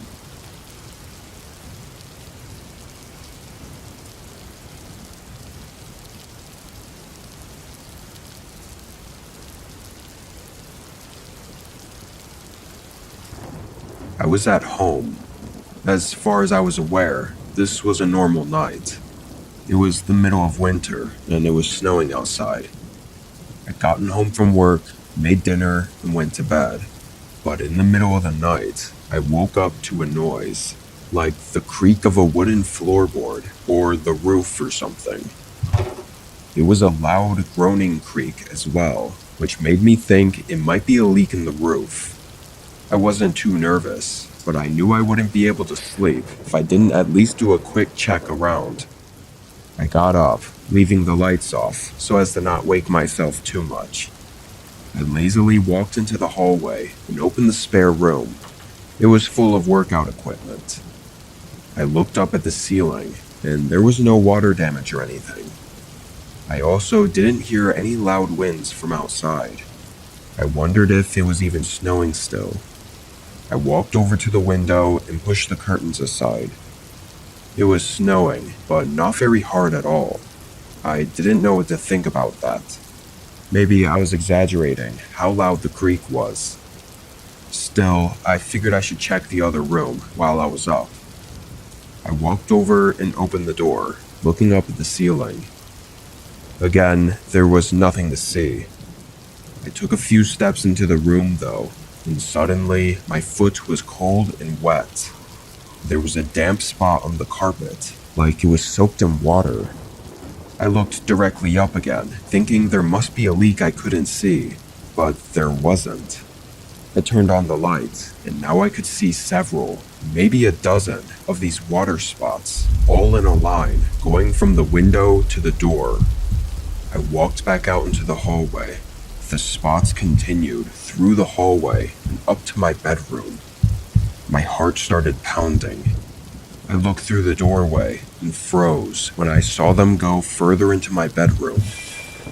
I didn't stay to see any more.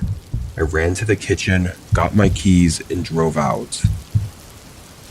By the time an officer came to check my home, nobody was in there. Maybe they had already been gone by the time I woke up. I really don't know. The thought that someone could have been in my room that night while I was sleeping still just makes me so uneasy. It was unlikely I wouldn't have stepped in one of those water spots when I walked out of my bedroom though, so maybe they snuck into my bedroom while I was in the workout room, looking out the window. But I don't know if that makes me feel any better. The creak I heard was almost definitely them opening the window and getting in, or I guess it could have also been them leaving. However it happened, and whatever was going to happen, I guess I'll never know.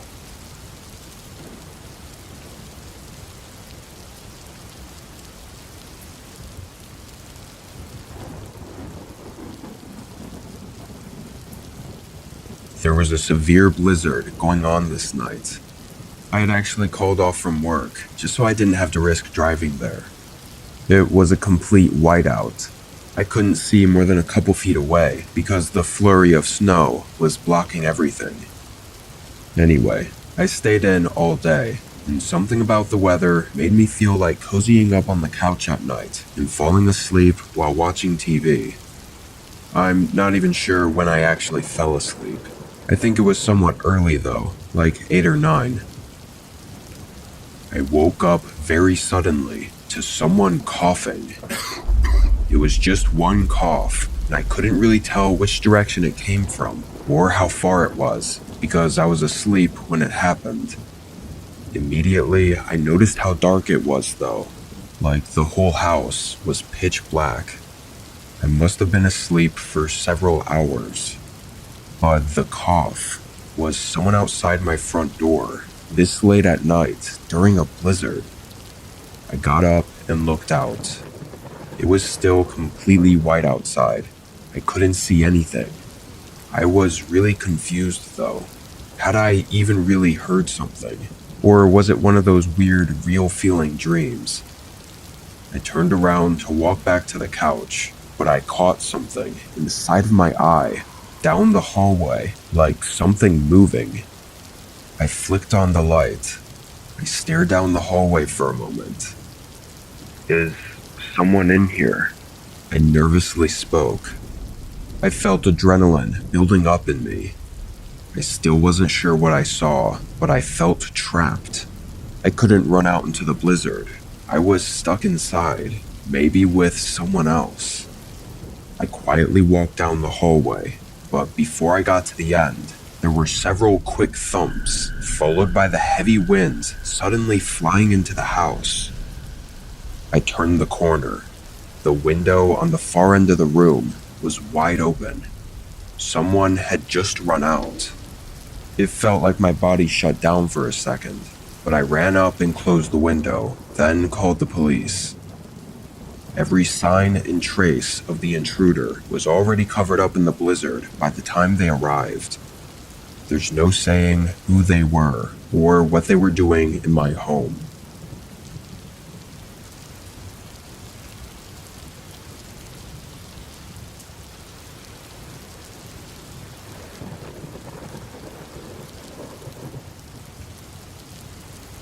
I'm a 28-year-old male. I live in a small house in a regular neighborhood. The town I live in is in the suburbs, but it's right on the edge of a huge forest that stretches on for hundreds of miles. I like to take walks through some of the small trails that came near my backyard, though I usually didn't have time until later in the night. I didn't mind though, putting on a headlamp and having the trails to myself. This night, it wasn't too cold, so around 8, I threw on my coat and started walking. It was calm and quiet, like always. But when I got a little further in, I thought I heard something. I stopped and looked out into the woods. There was someone out there. He looked like a kid. It was way too dark, and they were too far for me to tell much, but they were probably 8 to 10 years old, and they were alone. Now, even though I took this trail a lot, I'd never gone out past it. Like, it was just uncharted forest. I'd probably get lost in minutes. So I was concerned for this kid. Are you okay? The way back is down this trail over here. The kid didn't move. I took a few steps into the woods and called out to them again. I wasn't sure what else to do. Go out and help them, or go back and call someone. I thought if I left, the chances of someone finding them later would only be worse. I started walking, continually asking them to follow me out, but the kid only began to back up. Not like running away as if he were scared, but they were staying within sight of me, and almost like they were leading me further into the forest. In the moment, I was oblivious to it though. I was just so dead set on trying to help this kid. I followed them for a couple of minutes, getting pretty deep into the unknown areas of the forest, when the kid suddenly walked behind something. There was a structure. It looked like a small shed, very old and worn. But what was it doing here, in the middle of the forest? I thought the kid must have gone in there, but before I could check, I heard footsteps. They were heavy, definitely a larger person. My stomach dropped, and I instantly felt like this was some sort of trap. I shut off my light and fled back the way I came. I got on the trail and ran home, then called 911. They said they had no reports of missing children, but an officer came by and ended up walking back out with me. I took him to where the shed was, but at the time, nobody was there. This was stagnant for a while, and I assumed nothing else of it. But a few weeks later, the city went back to tear the shed down, since it wasn't supposed to be built on public forest land. And I guess during that, they found something. Apparently, something there linked to some sort of kidnapping. It's not very clear how or what it was that they found. They never fully released all the info on it. It was kept private. I'm not sure why. I don't know who that kid was I saw out there, or the person's footsteps I heard, but I can't seem to stop thinking about it. Was it really a trap? Maybe I'm an idiot, but part of me feels like it was some kind of vision or something, leading me to what was going on out there.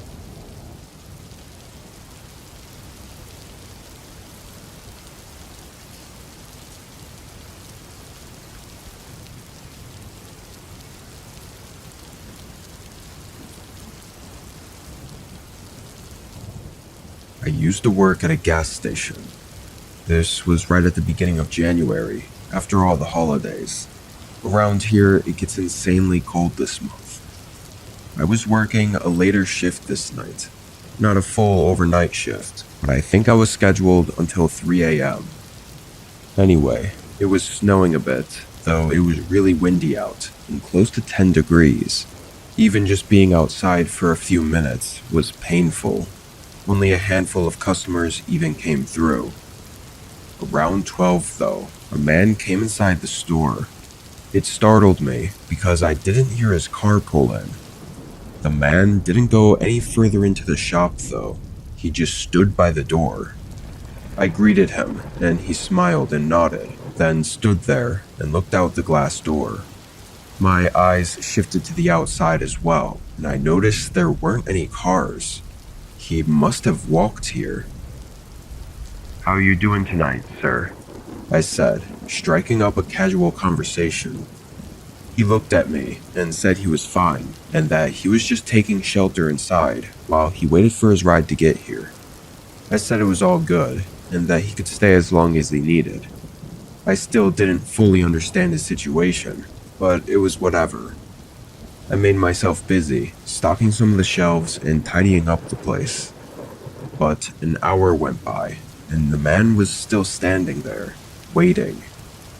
I asked if he wanted to use the phone to call or something, but he said no, and just kept waiting. I mean, yeah, it was really bad outside, but waiting this long was strange.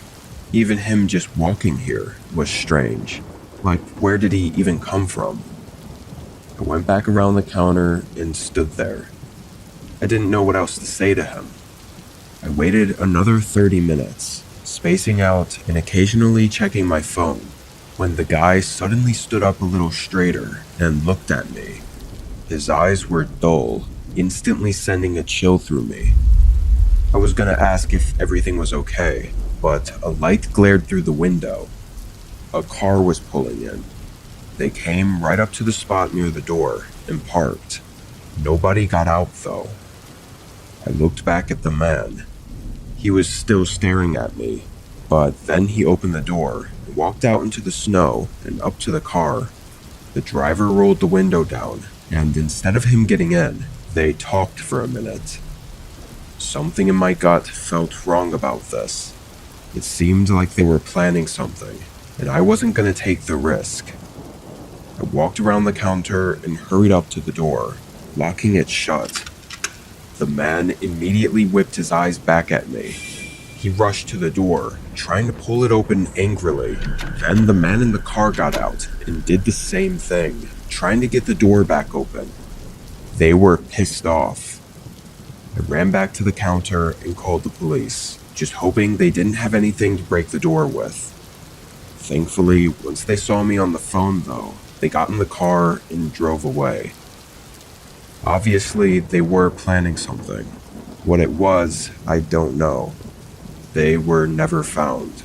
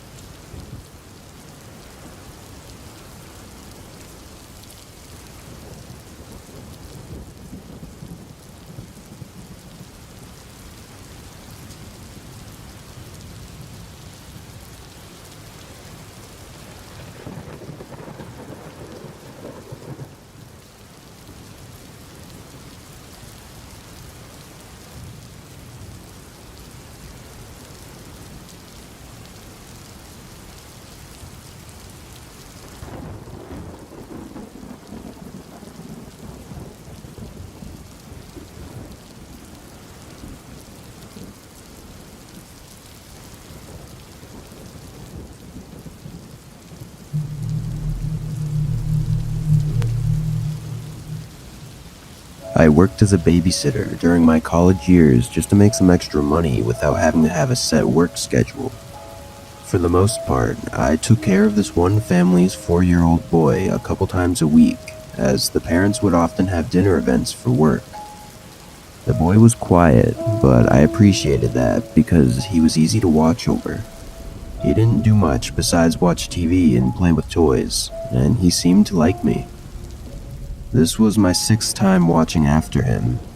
I'd got to the house just before his parents left, and they explained that they would be back home around 11 tonight, and I needed to make sure that he was in bed by 9. The first few hours went as usual. I watched TV with him and made him a small frozen pizza. After finishing his food, he told me he had to use the bathroom and left for a few minutes. When he returned, he asked me about the shuffling noises coming from the basement. I was confused and immediately turned off the TV.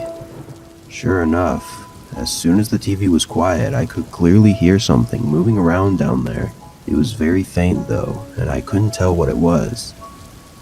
Seeing the boy was clearly scared, I assured him it would be okay and was probably just a small animal that had gotten in. I told him to wait up here while I go down to see what it was. By this point, the shuffling had already stopped. I'd never been in the basement of this house before, as it was unfinished and there was never any reason to go down there, so I was definitely being cautious. I opened the door and turned on the light by the stairs. Then I walked down quietly and turned the light on at the bottom of the stairs too, which lit up the whole room. It was a pretty big space, mostly filled with storage boxes. I walked around, checking behind a few boxes, but after not seeing or hearing anything else, I went back upstairs. The boy was waiting for me on the couch and shot up when he saw me. I told him everything was fine and nothing was down there, and gave him a big hug just to make him feel better. After a few minutes, we had already forgotten about the whole thing. And a couple hours later, it was getting close to 9 o'clock and I started to get him ready for bed. We went upstairs to his room and I made sure he was ready, then said goodnight and went back downstairs. I sat on the couch for probably 30 to 40 minutes, just scrolling through my phone, before hearing shuffling from the basement again, but this time it was a lot louder. My heart stopped for a second as I listened. Then I heard the bedroom door open upstairs and the boy call out my name. I told him to stay where he was and not to come down. I got up and made my way to the basement door. At this point, I was pretty terrified. I pulled out my phone and had it ready to call 911 as I opened the door as quietly as possible. The shuffling sounded like it was close to the bottom of the stairs now. I reached over and flipped on the lights. Immediately, I slammed the door shut and ran upstairs to get the boy, then went straight out the front door and called 911. I stood across the street from the house, looking at the windows as I waited for the cops to come. I also called the parents to let them know what had happened and to come home as soon as they could. When the police finally arrived, I told them what happened. As I turned on the lights by the stairs, I saw a half-naked man crouching down by the bottom while searching through a storage box. They carefully searched the home and found clear evidence of someone having lived in the basement recently, with piles of trash shoved in boxes, but they didn't find anyone. When the parents arrived, they thanked me for calling them and talked to the police about the situation. About an hour later, I was able to go home as they secured the house and filed the reports. I spent the next few days really shaken up and being pretty paranoid.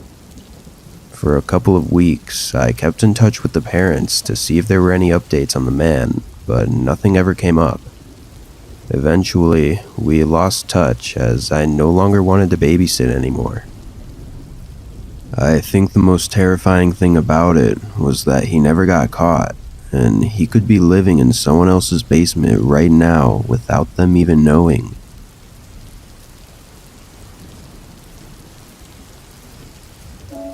My best friend had a daughter, Sarah, that had just turned 7, and I would occasionally watch her whenever they needed.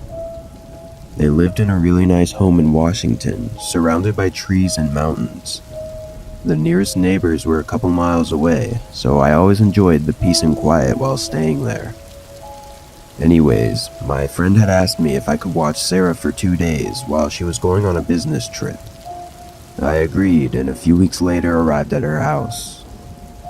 We talked for a little bit and ate lunch together. Then she finished packing and headed out to catch her flight.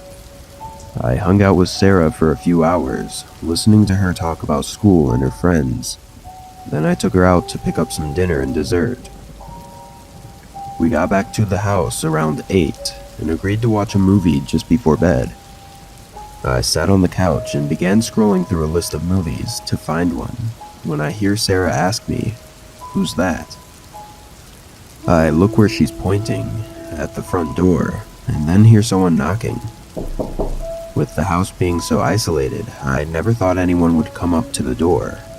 Nervously, I walked over and cracked the door open.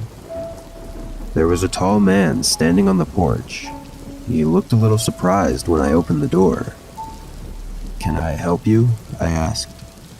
He leaned to the left, looking through the crack in the door, then replied, "Sorry, just making sure someone was home." Then he turned away and started walking. Obviously, I found this very strange and a little bit creepy. I closed the door and locked it, then went to the back door and locked it as well. Sarah asked me who it was, and I told her it was just a neighbor, then went back to the couch and started a movie. We both enjoyed the movie, though it was a little bit longer than I had thought. I told Sarah it was time for bed and then followed her upstairs as she got ready. Once she was in bed, I came back down and sat on the couch. It was a little bit after 10 and I wasn't too tired yet, so I figured I'd turn something on the TV and just wind down for a bit before going to bed. As the TV played, I started to hear a crunching sound coming from somewhere. I muted the show and listened more carefully. It was coming from the back of the house. I went over to the back door and turned on the back porch light. Looking around, I couldn't see anything other than an empty porch with trees in the background. I stayed there, listening for a few more minutes before eventually heading back to the couch. I wondered if my mind was just messing with me, as I was a little creeped out by being in a house surrounded by a forest in the dark. I always felt safe during the day and actually really enjoyed it, but as soon as the sun goes down, I'd get a little uneasy. Anyways, I turned up the volume again and decided to lay down as to get myself more sleepy.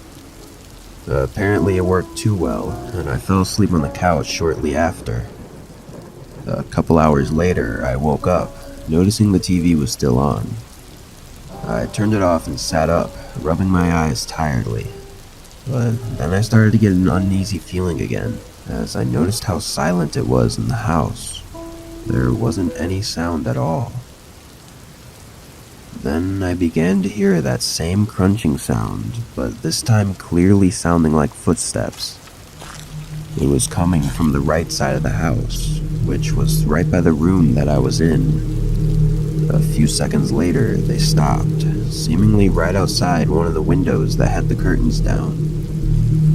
Truly frightened, I walked over to the window slowly and quietly, and pulled back the curtain. Nothing was there. I looked around and didn't see anything. I figured I had been imagining it, and was just really tired, so I got a glass of water and headed upstairs to get to bed. The next morning, I made us some breakfast and we sat down together to talk about what we wanted to do today. But as we were discussing plans, Sarah asks me why I was walking around outside last night. I froze for a moment, then asked her what she saw. She said she had heard someone walking around the house for almost an hour just after she had gone to bed. Chills ran down my body, and I told her to stay inside while I went to look around outside. I grabbed a small knife just in case, and went out the front door. Walking around the house, it was hard to tell if anything was from last night or had already been there. But I did notice some scratches on the walls near some of the windows and doors, but other than that, everything seemed normal. I couldn't tell if there were any footprints, as the yard was mostly thick grass.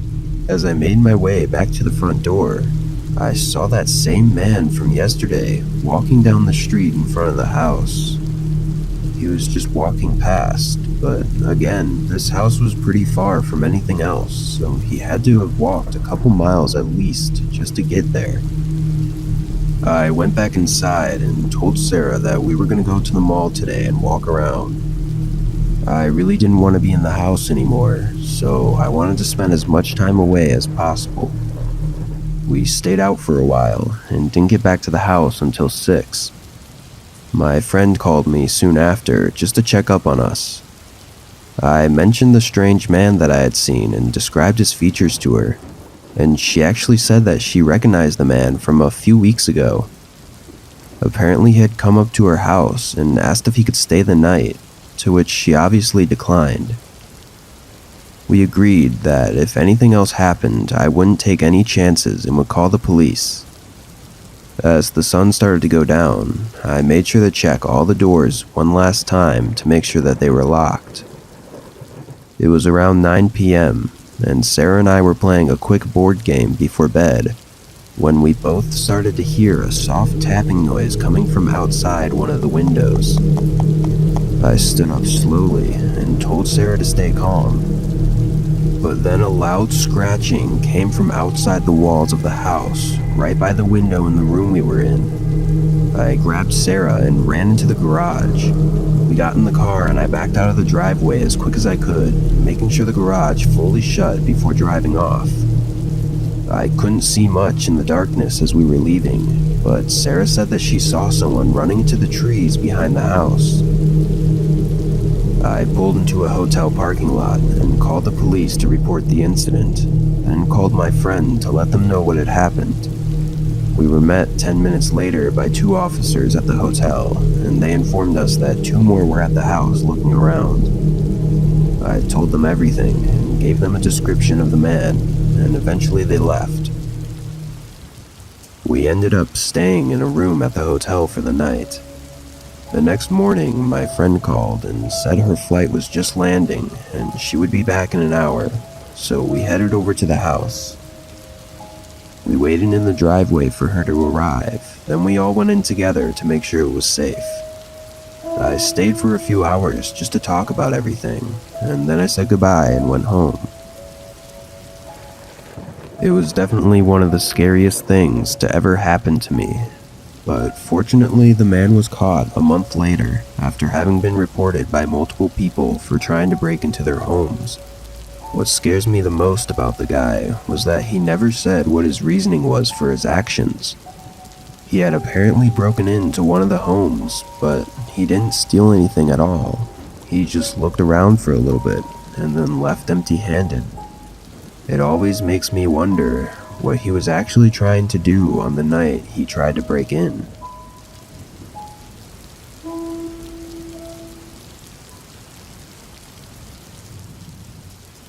When I was 13, I had a babysitter that would come once a week, as my mom would work late every Saturday night. I always thought I was too old to have a babysitter still, and hated having to have someone watch over me all the time. The main person my mom would have over was a 20-year-old guy, Thomas, that was the son of one of my mom's work friends. This guy was really weird, and I didn't like him at all. He didn't talk much and just acted really awkward and strange, but whenever he interacted with my mom, he would act extra nice and talkative. I would bring it up with her, but she'd always say I was just trying to get rid of him so I could be alone. Anyways, it was a normal Saturday night, and Thomas had just arrived, a little late as usual. My mom talked with him for a little bit, and then headed to work. I walked over to the couch and turned on my Xbox to play some video games just to pass the time. I'd usually go to bed at 10, so I'd have to spend 4 or 5 hours with Thomas. Most of the time, I'd find something to do alone, because he'd never really talk to me and would just hang out in the kitchen or in our loft area. And today was no different. He stayed in the kitchen for a little bit, and after a few minutes, I heard him talking to someone. I tried to listen as best I could, but I couldn't make out what he was saying. The kitchen was right behind the living room that I was in, but he was talking really quietly. He went on for a few minutes, and then the talking stopped, followed by him coming into the living room and standing next to the couch. I looked up at him and saw he was holding his phone. Thomas said someone was going to come over just for a second and not to worry. I didn't really know how to respond other than to just say okay. It was pretty weird though, and I knew it was definitely not something any babysitter should do, but I also knew that there was nothing I could really do about it. The next 20 minutes were really awkward, as he didn't take out his phone or anything. He just sat there on the couch with me, looking around and not saying anything. He would rarely ever be in the same room as me, so this was pretty out of the ordinary. Our living room was right by the front door though, so I guess he was just waiting for the person to get here. Eventually, a car pulled into the driveway and a man came knocking at the door. Thomas shot up and went over to the door, then stood right in front of it for a moment before turning to me and telling me that he'd be back in just a minute. Then he opened the door and walked outside and shut the door behind him. This whole situation had me curious as to what was going on with him. The blinds on the windows were cracked open just enough for me to see the two of their shadows as they moved around in the driveway. I could tell that the man handed Thomas a large bag and then got in his car and drove away. A few seconds later, I heard the lid of the garbage can outside slam shut, followed by Thomas coming back inside through the front door. The whole interaction seemed odd, and I couldn't help myself from asking him what it was all about. Thomas replied, telling me that it was just his friend and that he left his wallet at his friend's house last night, so he was just dropping it off. I could tell there was something wrong with the way he answered, and it didn't explain the large bag I saw him holding, but I didn't want to question him any further, so I just said okay and went back to playing my game. But things got a lot more strange as the night progressed. During the next hour, I could hear Thomas having multiple phone calls with someone in the kitchen, and at one point, he went into the far loft area where I could hear him raising his voice. Still though, I couldn't make any sense of what he was saying. After maybe the 5th or 6th call, the same car from earlier pulled into the driveway again, and Thomas immediately ran outside without saying anything. I could tell from their body language and the way that they were moving around that they were clearly arguing about something. Then Thomas left for 30 seconds, and then came back with the bag from earlier. The man took it and put it in his back seat, then drove off in a hurry. Thomas came back inside, and I could see the frustration on his face. He went over to the kitchen and didn't come back until 10, when he told me I had to go to bed. I got ready and laid in bed while Thomas stayed downstairs. He would usually stay until my mom got home at 12, but just a few minutes later I heard the front door open and close. I waited for 10 minutes, then got up and went downstairs to see if he was still there, but sure enough, he had left. I looked out the window and his car was gone too.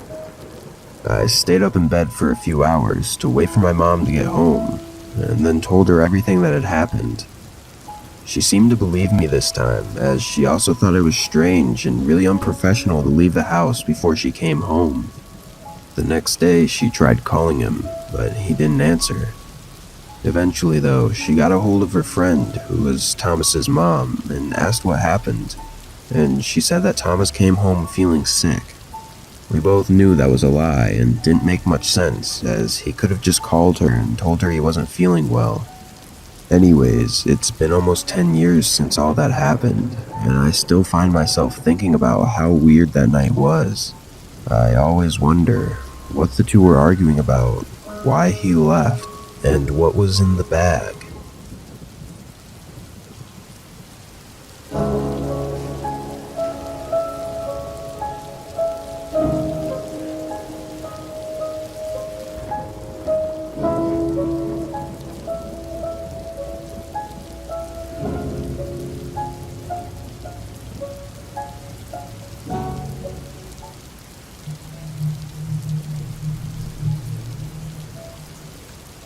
When I turned 16, I had trouble deciding on what job to get. I really wasn't excited to work at the typical fast food or retail job, but at that age, there weren't many options. I had done babysitting before, but only for my parents' friends. My mom suggested I should try to do it as a part-time job for other people as well, and with no other appealing options, I took her advice. There was a local babysitting company in my town that helped both babysitters find work and parents find babysitters. I had an interview and they approved me to start working there, which was a big help because I didn't know enough people personally to make enough money. I worked there for 2 months, and the only downside was that I almost always babysit for a different family. Mostly it was just parents going away for a special night or something, so they didn't have recurring work for me. I finally had one of the previous parents book another appointment with me. It was a single dad who took care of his daughter, Alyssa. All I remembered about him was that he didn't talk much. He had the next appointment scheduled from 6 to 10, so at 6 o'clock I pulled into his driveway and knocked on his door. He opened the door and gestured for me to come in. I stepped inside and Alyssa came from around the corner to say hi. Then the dad told me very specific, unusual instructions for the night. He said he would be back at exactly 10 p.m., but that I needed to leave a few minutes before that. I simply nodded and said okay, no problem. But after he left, I thought about it more. It was a bizarre request, and I didn't know why he would be so strict about that. Over the time I babysat Alyssa, we did all the usual things. We played a few games, watched some of her favorite shows, and ate a small dinner. At one point, she took a quick nap on the couch, and I decided to walk around the house. Not to be creepy or anything, but just to make sure everything was normal. The dad left me with a bad feeling, so it made me feel better to see that the house was normal. But thinking about it more, I didn't feel comfortable leaving the house before he got home. It didn't feel right, and he made it out to be a little bit creepy. So, come a few minutes before 10, I took Alyssa upstairs and got her ready for bed, then waited on the couch downstairs for the dad to come home. I knew he would probably give me a look or ask why I was still home, but I was sure that he would understand if I explained myself. I kept track of the time on my phone, and at exactly 10, I watched out the window at the driveway for him to come home. A few minutes passed and he still hadn't shown up. Then another 5 minutes and he still hadn't come home.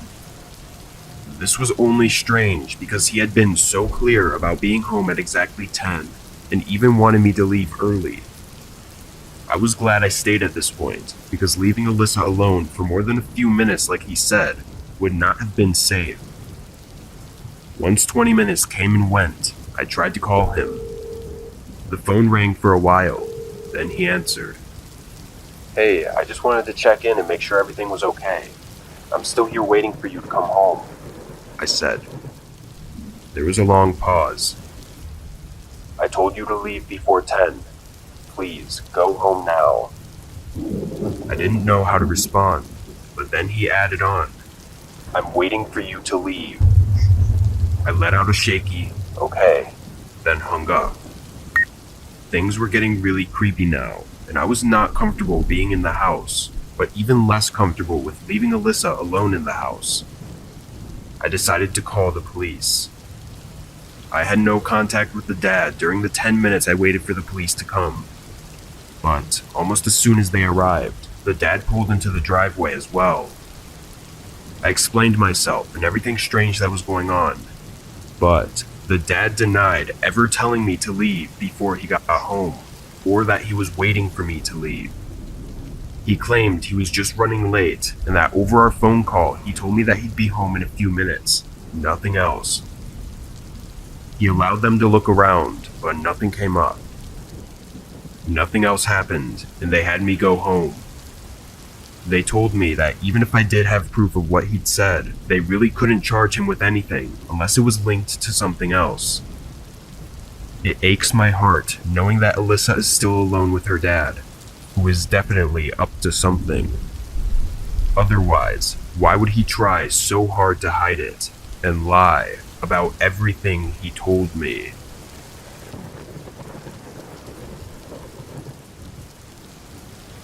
I babysit as a part-time job. I worked for a few different sites before I settled for Sitter City.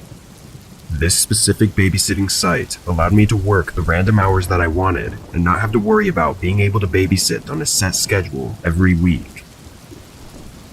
On a Saturday morning, I got a job from a family requesting me to babysit their 2 kids from 8 p.m. to 1 a.m.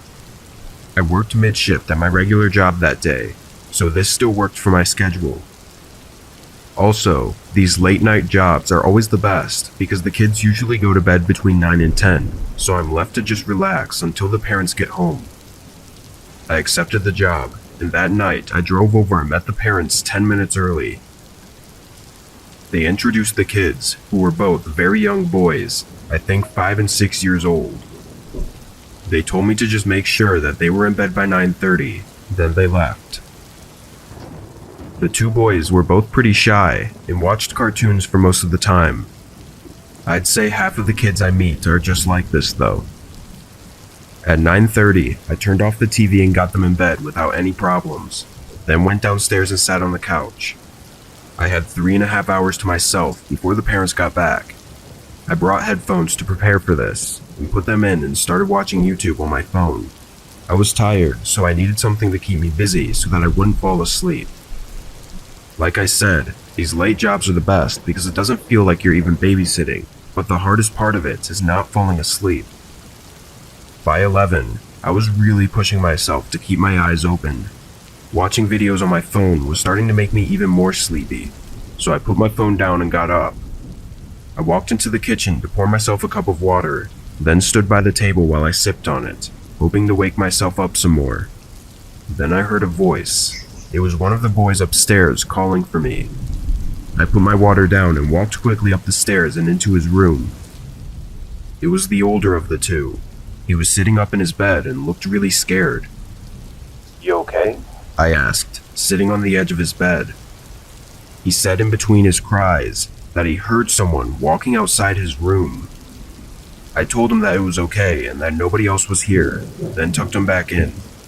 The other boy was in bed on the other side of the room, sleeping still, so I backed out of the room and closed the door quietly. I stuck my head into each of the rooms upstairs, making sure they were empty, then went back downstairs. I was sure the boy just had a nightmare. I got my cup of water and sat on the couch again. I was more awake now, so I guess that was a good thing. But then I heard it. Someone walking through the hallway upstairs. It sounded slow and careful, like they were trying to be quiet. I was terrified, but I had to keep the boys safe. I ran upstairs, but nobody was in the hallway. Then I opened the boys' room, and both of them were still asleep. I checked each of the rooms again, then went back downstairs. I was tired, and figured my mind was playing tricks on me. This time I took my phone out to keep me busy. Maybe a minute passed, when suddenly there were footsteps sprinting down the hallway upstairs. I ran upstairs, seeing nobody again, but this time, when I opened the boys' room, they were both sitting up in bed, looking terrified. I got both of them downstairs and into my car outside. I locked the car doors, then called the police and the parents. Both of the boys said they heard running footsteps outside their door, so I knew I wasn't just hearing things. When police came, they searched everywhere, but found no one. They didn't even find any signs of someone ever having broken in or staying anywhere inside. I don't know who or what we heard, but I know there was someone else upstairs. Needless to say, I never went back to their house to babysit.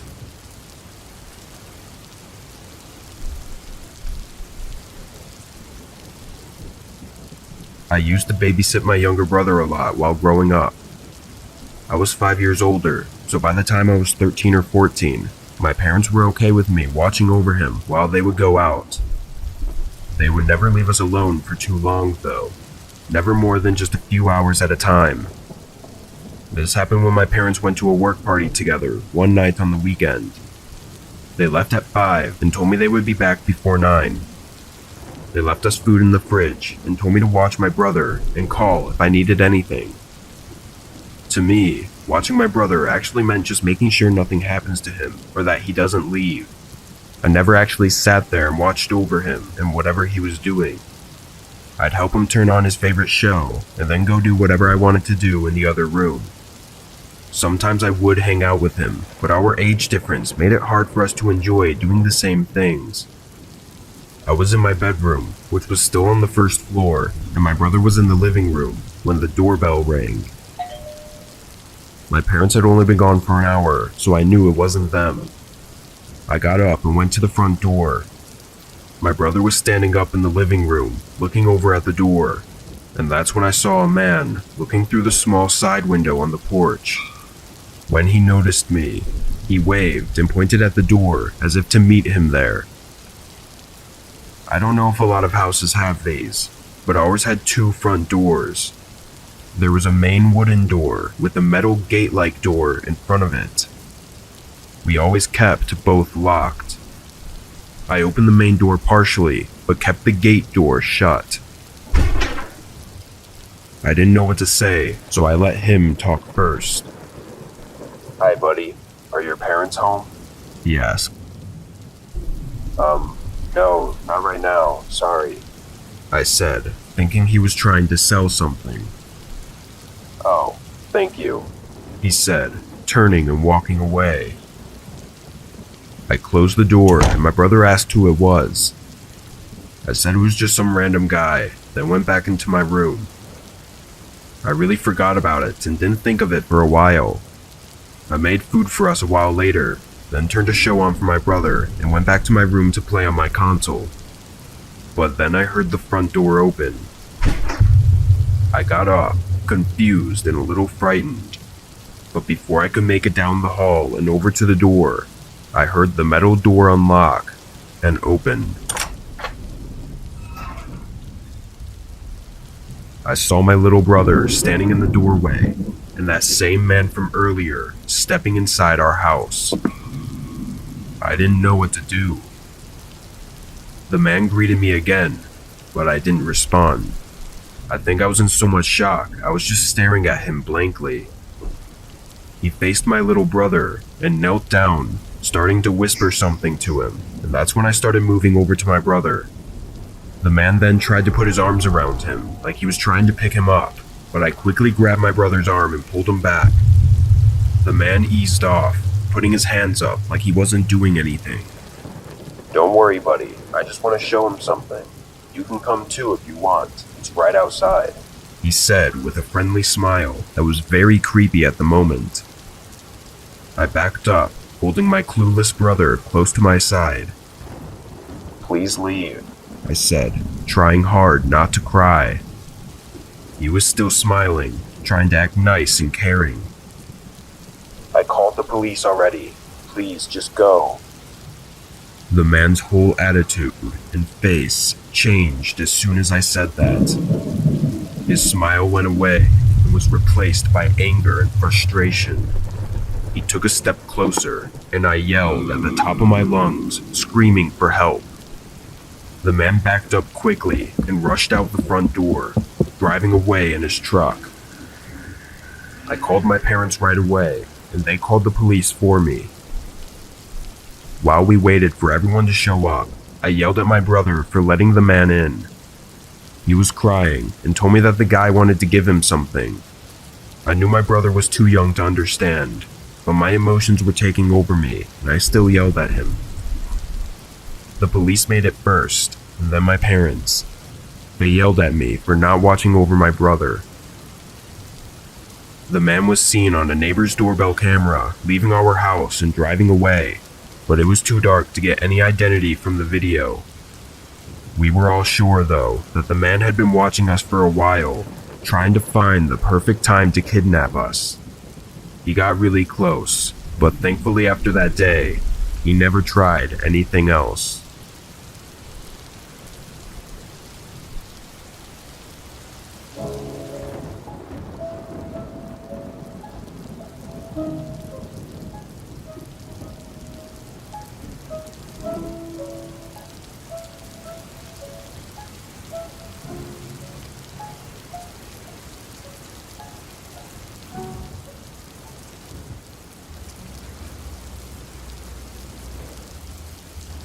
I'd been a babysitter for years, working with several different companies and hundreds of families. This was just another job on a Thursday night. I drove to the house, getting there exactly on time, and met the parents.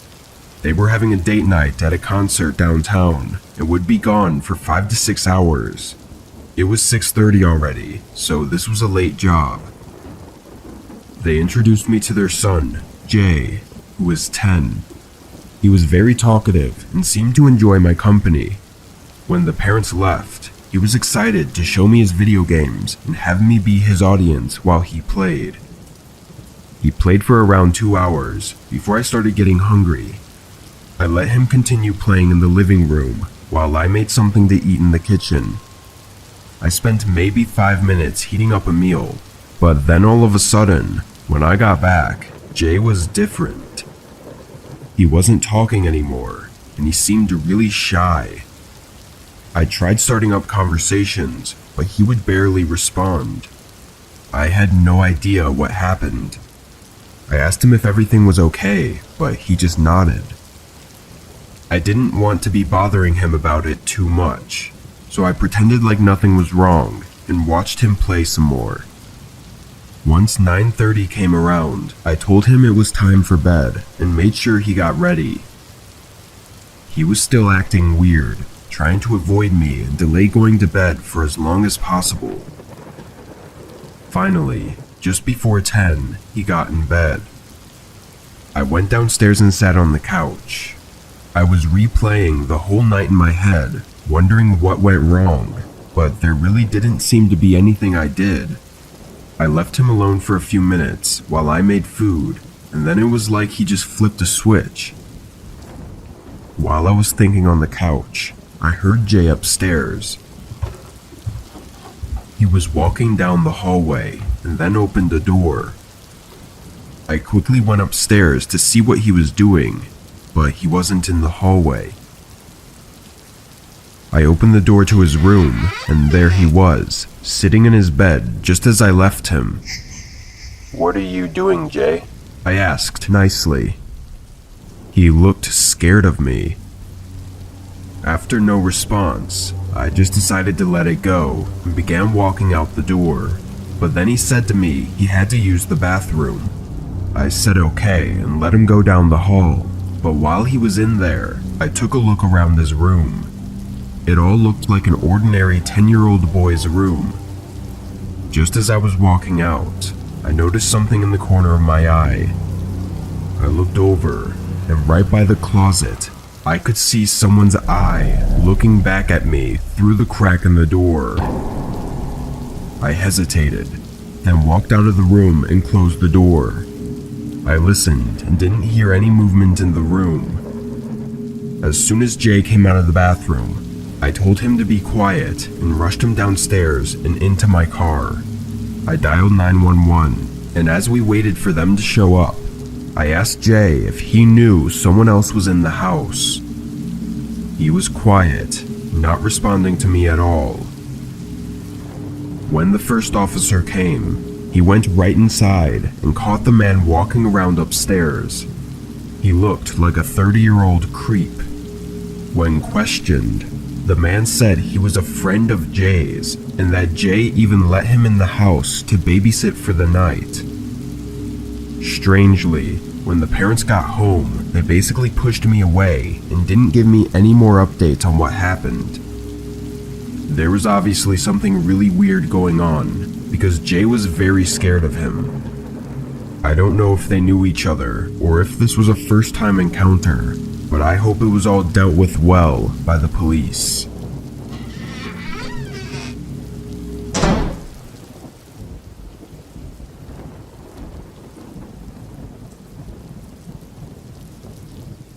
When I was 16, my parents made me get a job. They were tough like that, and made my older brother do the same when he turned 16 as well. He got a job in retail, working as a cashier for some tech shop, but I wanted to do anything other than that. The only thing that caught my attention was babysitting. I had younger cousins that I enjoyed being around, so I thought it wouldn't be so bad. There was a company in my town that I applied for, and after a short interview, they offered me a position. It wasn't a very normal hiring process, at least I don't think. Once hired, they took some pictures of me and had me fill out a bio of who I was. Then they posted me on their website as a babysitter. I waited. A few weeks went by, and still, nobody had booked me. My parents told me to be patient, but I was already looking for other jobs. Until one day, I finally got a notification. Someone booked me for a full night and morning, meaning I would have to spend the night there and continue watching them in the morning. It was on a Saturday, so I didn't have school, but spending the night somewhere else felt strange to me. I arrived at the house at the scheduled time of 10 p.m. I was met at the door by the dad, who invited me in. He was an older man, in his late 50s I bet, but he told me his daughter was only 4 years old. He showed me to the kitchen, where he had me sit at the table with him and talk to me for a good 25 minutes. He asked me all about myself. I wasn't sure if this was normal or not for parents to do when hiring a new babysitter, but I went along with it. At some point, I realized I hadn't met or even seen his daughter yet, so I asked where she was. He said she was upstairs in her room sleeping, and that I wouldn't have to worry about watching her until the morning. Then he got up abruptly and said he had to go, and would be back around 11 tomorrow morning. He stepped out and left me the key to the house. I remember feeling very confused about the whole situation. None of it felt like I thought it would.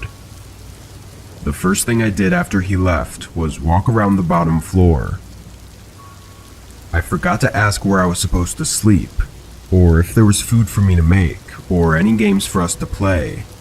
Probably all questions experienced babysitters would have asked right away. As I walked around, I began wondering where all the kid stuff was. He said his daughter was 4, so I expected a mess of toys all over the house, but there wasn't a single toy in sight. I even checked in a few drawers that looked like they might have some, but there weren't any. The fridge and cabinets didn't seem to have much kid food either. I realized this was off to a really bad start, and I just needed to relax. I decided I would text the dad in the morning and ask him about the food and stuff, but for now I would just make myself a spot on the couch and sleep. I found a blanket and used the couch pillow, then turned off the lights. I tried to sleep for nearly 2 hours, but there was something off about the house that just kept me up.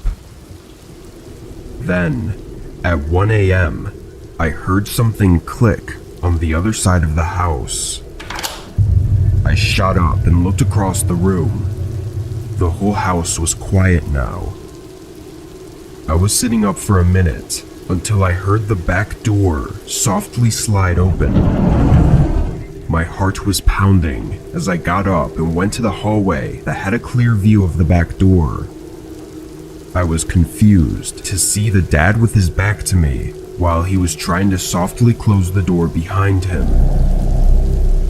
I believe this moment that I had to process everything before he saw me was likely the reason for my escape. As he turned and saw me, I started running for the front door. His footsteps followed behind me, rushing down the hallway and yelling at me to stop. I ran for my car and got in. The dad wasn't far behind, banging on my window as I backed out of the driveway. While running away was a smart decision, the next one wasn't so much.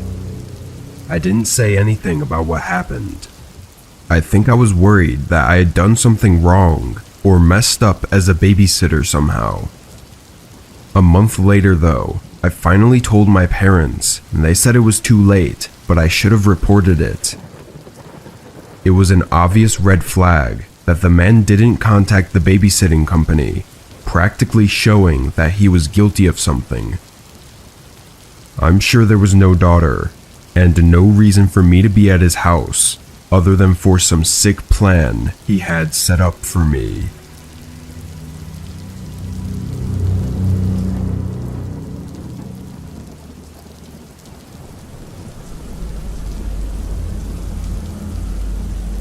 I hired a babysitter for my 6-year-old a few months ago.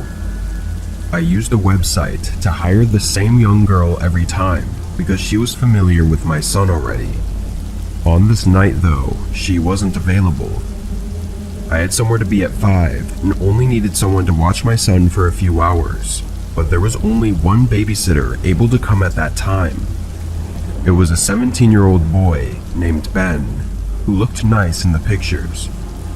I scheduled him to be here at 4:30, then waited. At 4:30, I had my son turn off his video games so that I could introduce them, but Ben still didn't show. I was watching out the windows for his arrival, but at 5, I called the website and asked where he was. They told me he clocked in on their app, supposedly meaning he arrived and was babysitting already. After discussing it a bit more, they canceled it and apologized, but said no one was available to cover for him. I was really angry, being forced to cancel my plans. At 6, I made dinner for myself and my son, and we started watching a show together. In the middle of the episode, there was a knock at the front door. I paused the show and went up to look through the peephole. A guy was on the porch, and I saw his car parked in our driveway as well. I opened the door. "Hi, I'm Ben," he said. I gave him one of those "are you serious right now" looks. "You're over 2 hours late. Just go," I said, closing the door in his face. Not the nicest thing to do on my part, but I was honestly even more upset that he chose to show up still. I sat back down and played the show again. After a couple minutes though, I checked the window and saw that his car was still there in the driveway. A cold rush ran through me. I went back to the door and looked out the peephole. It was dark, and at first I didn't see anything, but then, at the very bottom of the peephole, I saw him. He was standing very still, pressed all the way up against the door, like he was listening. I watched him for a few seconds, so creeped out that I was in a state of shock. I must have been visibly so, because my son called out to me in a worried voice. I snapped out of it and backed away, telling my son to go to his room and lock the door. I called the police, but I think Ben heard. He knocked on the front door, then the doorknob rattled, and he banged on the door again. I heard his footsteps move around to a nearby window, followed by him trying to pry it open. I ran around the house to make sure everything else was locked, then joined my son in his room while we waited for the police. 5 long minutes passed before I heard sirens approaching the house. When they pulled up, apparently Ben was sitting in his car, pretending like he was happy to see them. He made up a whole story about me being crazy and said he was just here to babysit at his scheduled time.